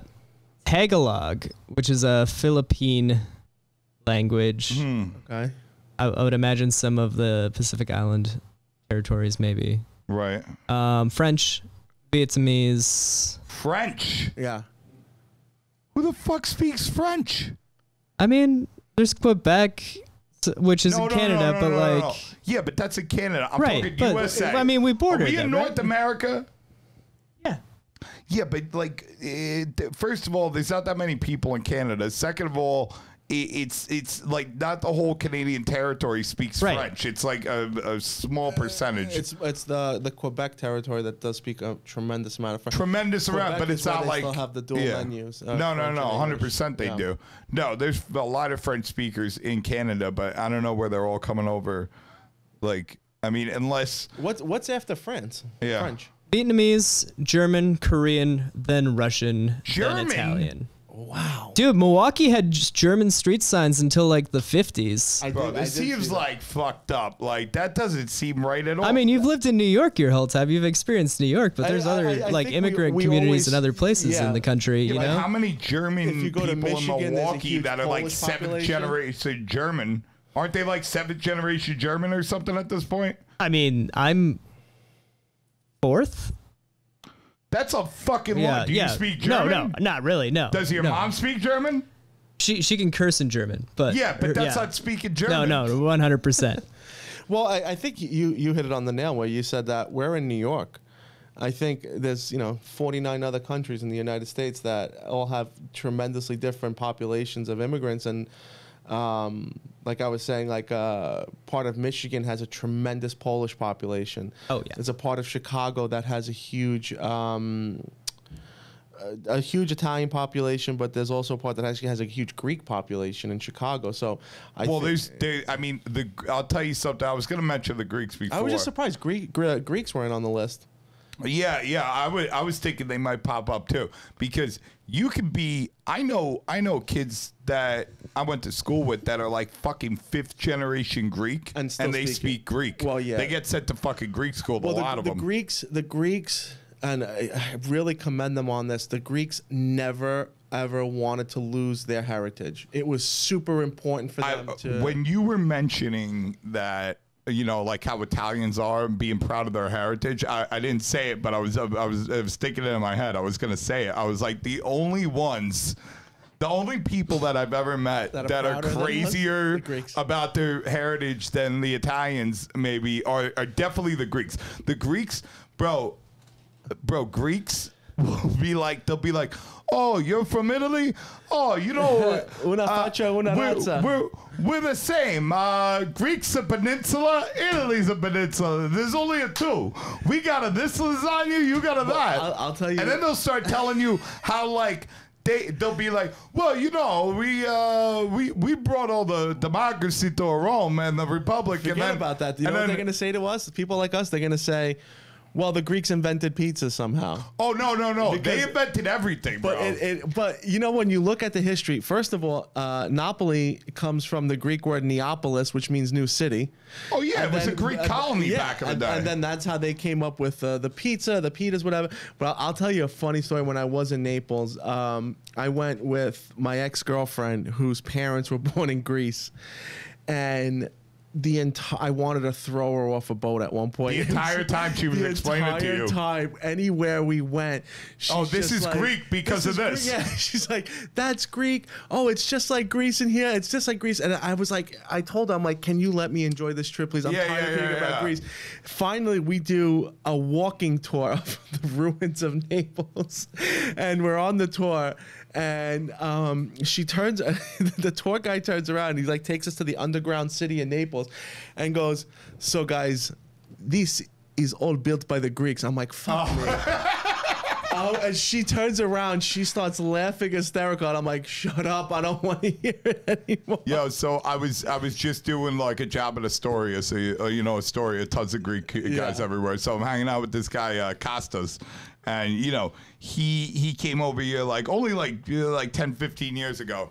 So his English is still broken, and I'm like, oh, so where in Greece are you from? Like, cause bro, I used to hang out with Greeks when I got kicked out of New York and I had to go to Pittsburgh for a little while, and so I know all about these guys, and there's nothing more than Greeks love than for you to talk about Greeks and their heritage and where you're from, and so I go. Yeah, Costos, where are you from? And he's like, oh, I am from the island of, blah, blah, blah, blah, blah. Yeah. And I'm like, oh, okay, cool. And he's like, doctors. And I'm like, yeah. And he's like, all doctors, themselves. He's like, I don't know the word, but all doctors, come from my island. Wait, and I'm like, this guy Costas, does he run the, an event company? No. He's like one of my buddy's goons. I got a boy of mine. He's like half a fucking Greek gangster in Astoria, and this is just one of his goons that he imported from the mountain town where they're originally from. But he's he cooks and he does some things, but mainly he's just a goon. So he goes and he's like, I don't know the name in English. I'm like, well, give me the name of the island, type it into now we got supercomputers in our pockets so we can figure these things out. So what he was trying to say was the Hippocratic Oath. That all doctors have to take comes from his island. Therefore, all doctors are Greek. are Greek, along with everybody else. I think I always think of the movie. Give me one word, and I'll tell you how that word Bro, is so Greek. that Big Fat Greek Wedding movie came out after I was hanging out with the Greeks in Pittsburgh for a couple of years, and I came back to New York, and that movie came out. That movie is so fucking on point. It was spot on. I have never seen a movie more spot on in my fucking life. And I talked to, like, you know, Greek friends of mine afterwards. I was like, does this piss you off? And they're like, I mean, it's right. So, like, what are you gonna, like, you can't even get mad at it. That makes them even prouder about it. It's just like, we have our own movie now. We have our own movie now. That's like, what other movies are about Greeks? Like, besides, like, Troy or like, some shit like that. We have so many movies, but they're mostly, it's all the same genre. But then, like, you get into... I went through, like, this weird phase in the early 2000s where I was like, I want to find these Italian-American movies that don't deal with the mob and stuff. Right. And, like, you come back to, very few. Like, very few that doesn't touch on them. You just go to Moonstruck. Moonstruck, Saturday Night Fever. Moonstruck's got nothing in it, right? Nothing. Yeah. Moonstruck is just Italian Americans. Right. The guy owns the bakery, the Camerari Brothers Bakery. I actually have that T-shirt. People, you know, Al Santillo. We went to Santillo's last summer during the pandemic, and I was wearing the shirt, and Al looks at me. He's like, Camerari Brothers. He goes, that's the fucking bakery from Moonstruck. Where'd you get that shirt? I was like, I got it on He's like, I want that fucking shirt. Yeah, I want that shirt. But yeah, we don't have a movie like that where like Italians like can rally behind because it's so great because we all get the same stereotypical stuff. But you get something like Moonstruck or Saturday you're right. Night like Fever. even Rocky is Rocky touched on it. The first movie he was a loan shark. He's a loan shark enforcer. Enforcer. So even Rocky touched on it. You know, I mean, after Rocky 1, you never touched on it again. But it also. I'm trying to think right now. I think you're right. Yeah, there's. Sylvester Stallone. Well, Rocky 2. I'm a huge Rocky fan, by the way. Wait, what about that movie that you showed me that where Rodney Dangerfield's in it? I've never seen the movie. Which one? It was Rodney Dangerfield and Joe Pesci were in it. It was like a comedy but Italian. You made me watch it in the car when we were driving out to Long Island. Was it that or was it Fatso with Dom DeLuise? Is it Easy Money? No. It wasn't. I didn't show you anything with Rodney Dangerfield. Easy Money? That's what I got with Joe Pesci and Rodney Dangerfield. No, I didn't show you that. That wasn't you? I think I showed you Fatso with Dom DeLuise. There's a movie Italian Americans can rally behind. It's Fatso with Dom DeLuise. Wedding. What is it called? Wedding scene. Bro, I'm now I'm fucking confused because I can't think of anybody. No, it was this. Maybe it wasn't you. Maybe it was somebody else. Was it that? Yeah, I mean, this is the thing that I watched. Yeah, no, I didn't show you that. There's a new one I found, the Feast of the Seven Fishes. That you should watch. Really, really well directed. Let me ask you about that. So what's the deal with that? Because I know a bunch of fucking Zippalonis. It doesn't exist in Italy. Okay, it doesn't exist in Italy. The closest thing to it, I think, is called the Vigilia, which is the celebration the night before Christmas where you all gather around. But there was no. I asked my father about it. My father's like, no. He goes, there was. He goes, we ate fish because we couldn't. It wasn't called the Feast of the Seven Fishes, but you eat fish. That was the Feast of the Seven Fishes. From what I've read and studied, that's an American Italian thing because fish was very expensive here in the United States. So it was the one time of year where they were able to celebrate their successes in this country and buy all these different types of fish and almost, I guess, have like a gluttonous dinner with this expensive product, which is something that they didn't get to do throughout the year. But it doesn't exist. It's not an Italian thing at all. What I read was like it's people eat fish on the day before Christmas in Italy. But it's just not called the Feast of the Seven Fishes. And then what I read, it was just like somebody saw this or like some Italian American who became a publisher or whatever the fuck it was, and then it ended up in like Reader's Digest or something. And instead of to embellish the fact that to embellish this thing where it's like, oh, they eat fish the day before Christmas, let's call it the Feast of the Seven Fishes. It all fell in line with that moment in time when America was fascinated with Italian culture and Italian American culture and what we did. So, yeah, I actually remember reading that online, that article where they talked about, oh, it's like we were like these mysterious group of people. It's like, guess what these people do the day before Christmas Eve? They eat 700 fishes to celebrate the birth of Jesus, which wasn't the case at all.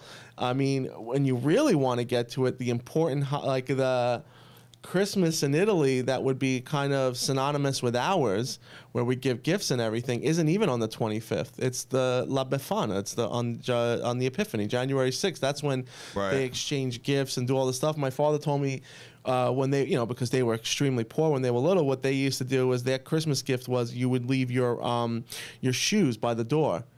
And the legend has it that La Befana would come around. If you were a kid that year, she'd put chocolate inside your shoes, and if you were bad, she would put coal, carbone. They'd put it inside your shoe. And my father told me a story.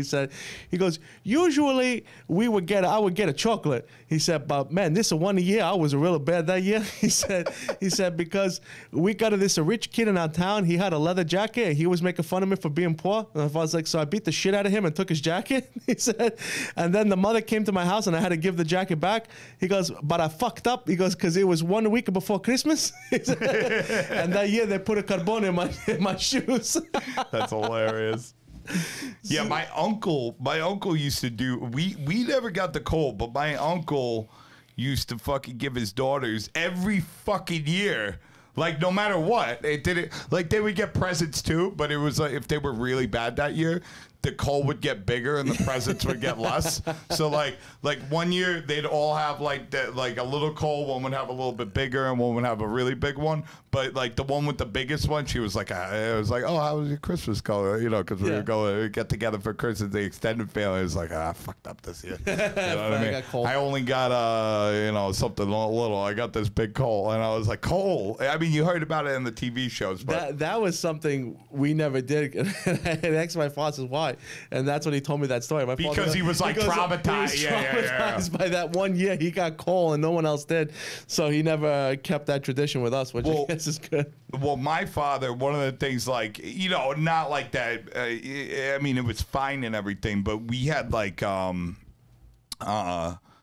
pretty limited diet. Like when we were kids, like we kind of got whatever the fuck we want. Yeah. Where with my kid, like I don't.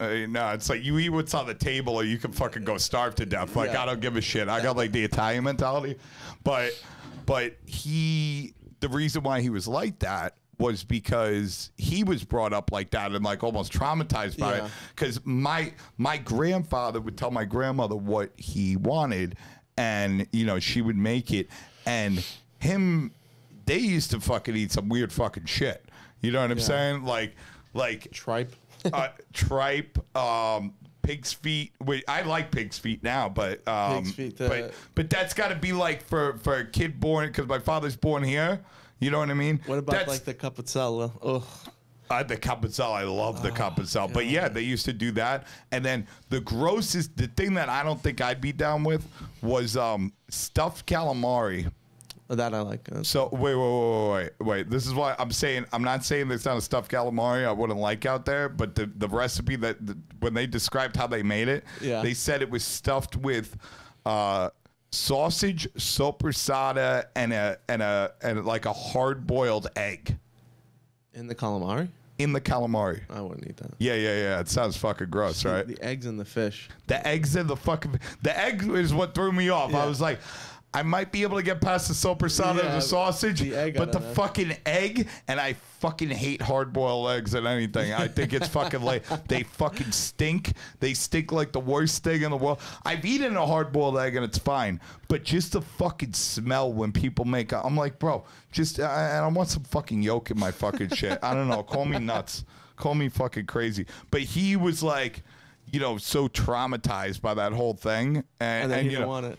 Yeah, then when we were around, he was like, "Oh, I'm not gonna like force you like I was forced to eat anything." So and then when I had a kid, I turned around and I went right back, and I'm just like, and I don't force them. I don't force it down but it's just kind of like, yo, this is what we're eating. If you want to try it, bro. Yeah, but you're gonna have to wait till the next thing. You know what I mean? Like, I'm not. See, a lot of people. It's interesting. A lot of people, they'll say to me, "Oh, you don't eat capuzzella. You don't eat this. You don't eat that."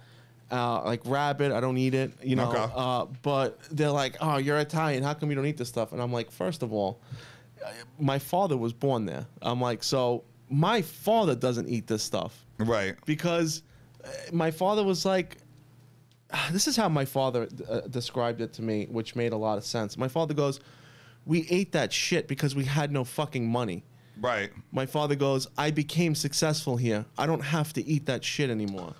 That's verbatim what my dad said to me. Well, it makes it's funny. Well, when Lou Cresci, have you ever heard of Cresci's restaurant? Yes. So for those who don't know, Cresci's is like this. You know, it was like 100-year-old restaurant, Italian restaurant in Williamsburg, and we had Lou on, and Lou was he was like, "Listen, you know, at Cresci's, you know, we had pasta, we had these things, but he's like, you wouldn't believe it. He's like, you go back in the day, and these are all guys off the fucking boat. Yeah. You know what I mean? And they would come in the restaurant. They would never order pasta. They would order steak. And when you'd ask them why, they're like, oh, are you Italian? Why you want the ravioli today? Salad? No. Give me the veal chop. Yeah. And then he was born here, so you'd be like, oh, why don't you, this is our food. And they were like, he was like, bro, I've been dirt poor my entire life. We couldn't eat meat. I'm in America now. I make a little money. Now I can eat meat. So I'm going to eat meat. That's like, you know what I mean? Like Sunday dinners at our house would be my father, my mother would make, she'd make pasta and the sauce and all that, but the sauce would, would have all the meats, all these different things. And then she'd make like a veal cutlet, a pork cutlet, or something else on the side, because that's what my father wanted to eat. Because if I remember one time my mother just made pasta one day, and my father came home and ate the pasta, and he goes, no meat? My mother was like, no, I figure we just eat this. And same thing. My father was like, I didn't fucking come here. And, just to well, look how popular it's becoming now. Hamburgers and everything. And it's only in the past, these hamburger. I remember reading a story about 15 years ago where I want to say, I think it was Aversa. It might have been Avellino, but it was either Aversa or Avellino. Maybe it was Avellino. And it was this kind of like David and Goliath story about this McDonald's had opened up in this little Italian town. And like the people in the town were kind of like, fuck. Yeah. You know what I'm saying? Like, this is going to ruin our town. And there was a guy in the town who decided to open up like this focacceria / sandwich shop right next to the McDonald's. And I've heard about this. All the people in the town went to him instead of going to McDonald's, and it was like one of the only times when a McDonald's just closed down, packed their bags, and left. Yeah. Right? And it was this kind of like, David and Goliath, Italian story, we're keeping our heritage and this and that. Now, right? Because I got 5,000 friends on Facebook, and probably 1,500 of them don't speak English and are from Italy and live in Italy. Okay? Just because of my relationship to the pizza, whatever, it doesn't matter. I see their stories, and I know like 15. This is like a trend now. I know about 15 guys who are top rated, whether they're pizza guys or they're fucking chefs in Italy. Like, they're at the top of the fucking heap. Yeah, they're at the top of the game, and you will see on their Instagrams and their Facebook, like, every few days, but it's constant. It's not like once. It's every fucking week, multiple times a week. Nuggets? No, bro, they're in the car, and they take the selfie of them driving, and they're in the car, and they got a McDonald's bag next to them, and they're showing it proudly, like I'm eating McDonald's on the way to work, like I'm a fucking big shot. Yeah. Like, and And then now, you know, Napoli food porn. Literally, that's what came to my mind when you were talking about this. Well, they're showing the burgers, all these different things. I've been following that page since they came for a very long time now, and I'm like, wow. Like, if you gelatos. made that burger here, wow, there'd be a fucking line out the door with the fucking burrata and all the shit. What they do with the pizzas, putting the French fries on them, the hot dogs. Oh yeah. Well, they've been doing that for years. That's what they think we eat here. It's called Pizza Americano. Yeah. Bro, when I went to Naples, they brought me to a place and ordered me that, and I didn't know what it was.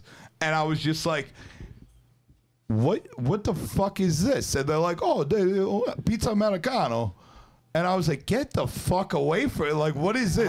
So for those who don't know, it's fried hot dogs, like hot dogs that you get in America, not some other kind of hot dog. It's the same shit. Nothing fancy deep fried, chopped up hot dog with French fries on top of a margarita. That's it. That's a pizza. And the part that cracks me up, but these are the same people that think it's sacrilegious that we put pepperoni on pizza. Bro, it does. It's so crazy how little sense it makes. Pepperoni on pizza. I'm like, how do you put fucking hot dogs on pizza? Yo, so when I did when my Chopped episode aired that I won, right? You know, I did this. I put on an event. So we went to 310 Bowery and we did like a little PR thing. And I called up Antimo Caputo from Caputo Flour, and I said, listen, I want Vincenzo Capuano, Carlos San Marco, and Alfonso Saviello. I want you to fly them to New York to make pizza at my event. And Antimo's like, no problem, Nino. You know what I'm saying? Like, you earned it. So they all come, and Alfonso stayed with me. The other two guys, we had them in a hotel, and there was like somebody else with Vincenzo, like his partner or something like that. But I was like, oh, where do you guys want to go eat? And they go, IHOP. I was going to take him to Emilio's. I go, IHOP? What do you mean IHOP? I was like, at Mike Vittorio's with me. I'm like, is he saying that wrong? Like, what's he? IHOP. Yeah, they don't want to go. Like, why would they want to go to an Italian restaurant? Bro, I go, I was like, all right. And I took my IHOP over at 14th Street. Bro, they ate breakfast, lunch, and dinner at fucking IHOP. Yeah. And then went back, and I'm looking at Carlo and Vincenzo stories. Alfonso didn't go. Alfonso wanted nothing to do with it. But like Vincenzo, Carlo, and you know, whoever they were with, IHOP, breakfast, lunch, and dinner. And then I was watching their stories, and they went back to Italy, and they're trying, because you know you can't get like the right cheese, and the bread's different, but they're trying as hard as they can to like recreate like the toast with the eggs, with the bacon, and looking exact. They just wanted toast, eggs, bacon, and sausage, but like they wanted it to look the same. Yeah. And then they were trying to do like, you know, burgers with like an American looking cheese, but it's crazy because it's like the way that they're accomplishing it. Also, anybody that wants to fucking make a little money real quick, if you got any experience in importing and exporting, go bring a couple fucking containers of American cheese to Naples. You will sell out in one day. Or hot dogs. Okay? Or hot dogs. Or Nathan's hot dogs. Just get them to Italy and they will be fucking gone. You will make money. But it's they can't just go to the store or distributor and get the American cheese. So what they do is, the way they have to go about it, it almost becomes this like very elevated product because the meat's good. And then what they do is, instead of, because they can't buy the American cheese, they'll like take something or food mozzarella. Coloring or provola. They do, well, they'll take the provola, but then they have to make it the color of the actual American cheese, and then they'll like emulsify that, and then they'll put that in a block and fridge it, and then cut it, and then it melts better, and it's like this homemade product that you would see like at Chef Steps or a Michelin star restaurant, and like they're using those techniques to get to this like result, and it turns out street food, and it turns out to be like, and I'm like, bro, bring these guys to New York and have they will fucking burgers, it'll. Can you imagine like the Napoli food porn when they show that gelato place in Naples, Gelosita, something like that, those crazy desserts they do. Oh yeah. Can you imagine if they bring that here, or like you said, like those burgers, places? that, and whatever the fuck they're doing, and then just get the bread right. Hey, I'll tell you something. I know I'm putting this out into the world, and we're at the end. We got to stop this soon. We're at like. Are we at 4 hours? We're at 3:45. Jesus fucking Christ! This is the marathon. Right. We have to this is like the longest podcast we've ever done. Bro, you're gonna be a regular guest, bro. Yeah. This is like, I feel like we could talk for another 4 hours. Who was the guy? Who was the guy that Ed O'Neill always sat next to Johnny Carson? He just ended up becoming Don Rickles. Maybe the Don Rickles of the Brooklyn Pizza Crew podcast. I'm gonna put you right next to me whenever I gotta smoke cigarettes. I'm gonna be like, Dom, I'll be right back. Just talk to Al for me. Take the reins, guys. Tag team it. I want to be back for Al Santillo round 2 podcast. We have to have him on like another 4 times. Yeah. So you could definitely be here. But no, but like, and I'm putting this out there, and I probably shouldn't, because somebody's definitely gonna do this after I explain it in this way. Yeah. But like, here's the thing. You want to open, like, a lot of guys go into the pizza business, and they I know a lot of, I've been doing this a long time. I met these people, like, some of these people are my partners. Yeah. I've met literally hundreds of people who have gotten into this business, and they all think that they're going to have 10, 20, 50, depending on which one. All of them got a different number, but for sure, 100%, their product and what they're doing is so good that in a couple years, you know what I mean, they're going to have 10 places and definitely be worth $1 million. Now, what kind of prevents that from happening is, I mean, there's a lot of things, and I could talk about this for a long time. I'm not going to, but it's like just the act of making a pizza and what you got to do, unless you have a pizza press, you know what I'm saying? And that obviously doesn't work. California Pizza Kitchen out of business. A lot of these guys that grew are now decreasing in stores and decreasing in... well, the only ones that are left are the major ones, but they're not pizzerias. They're logistic companies. Yeah, but Domino's doesn't use a pizza press. Which is... But if you... It's garbage, but... I heard somebody say to me, regardless, Domino's, Pizza, whatever it is, they are logistic companies. They're not... Oh, yeah. They have a product, but they make their money on their logistics. Getting deliveries out less than 30 minutes, having the app tracker, all these like different features. But if they brought in a guy like you, avoid the noom. If they brought in a guy like you, they can up their product by 50%, because they do invest a lot into training their employees and training their franchisees. They invest a lot into it. They're just doing it wrong. But let's just say Pizza Hut hires me, and they're like, we want you to do this. And then I tell them, okay, but we're going to use a $32 bag of flour as opposed to the $15 one you're buying. Okay. Well, there you're going to run into a giant roadblock. Exactly. But listen, check me out. You could... you could teach them to stretch pizza and put it on a screen without putting 2 pounds of fucking cornmeal on the bottom where it's like eating sand. You could take a cheap bag of flour and actually ferment it properly and using the equipment out of it. And logistically, like, that could be done. They're just, for whatever reason, they're not interested in doing that, and they won't be interested in doing something like that until the building's fucking burning down. And once the building's fucking burning down, then it's gonna be a fucking issue. Well, hold on. So those burgers, though, bro. You could never have worked in food in your life, and you could train somebody how to fucking do a burger perfectly. Can you? Yeah. Oh yeah. You can. It's a grill. They make fucking machines now that you can program, and it goes on the griddle, and it flattens that motherfucker, and it opens back up, and it's fucking done, bro. Or you could watch the old Wendy's training videos with the 4-corner press. That from the 80s. Bro, I mean, there's a reason why, like, I talk to people about this all the time. I'm like, why are you guys trying to do fast casual pizza? Oh, because fast casual is a big thing. I'm like, all right, what are you looking at? You're looking at Shake Shack? You're looking at Chipotle? Bro, they have lines that you could train a person in a day how to run the line. One day. Pizza, you know what I mean? Takes minimum a month. Bro, this is the fucking problem. This is the fucking problem. And you got to take a lot of time, and it's going to take a while. I think it can be done. but it takes a lot more effort. But the other thing too, with when you're training the pizza makers, Roberto used this example for me once, and it was perfect. He said to me, a burger's dead. He said the cow's already dead. The sopressata. I was going to say it in a completely different way, but yeah. The sopressata is a pig. It's dead.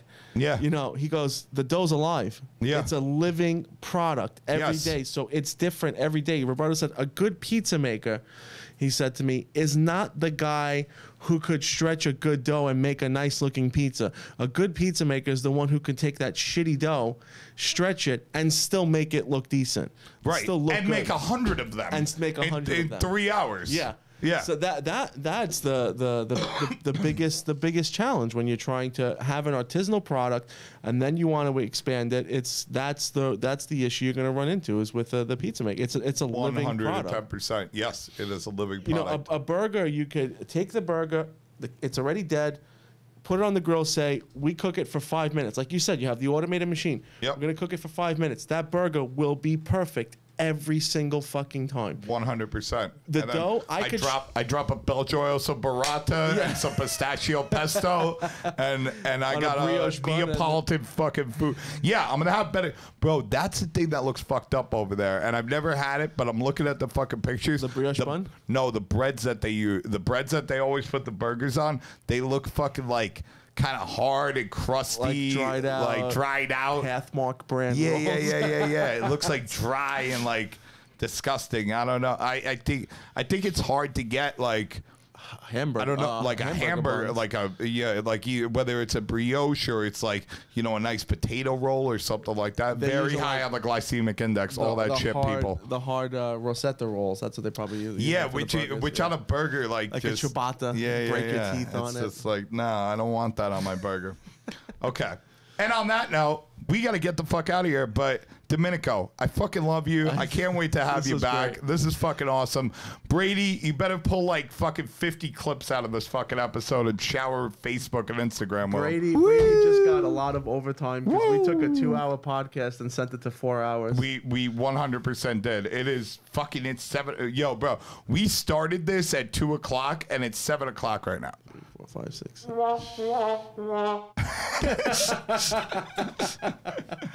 All right. We'll see you guys later. Thanks so much for joining in. Thanks, guys. Bye-bye.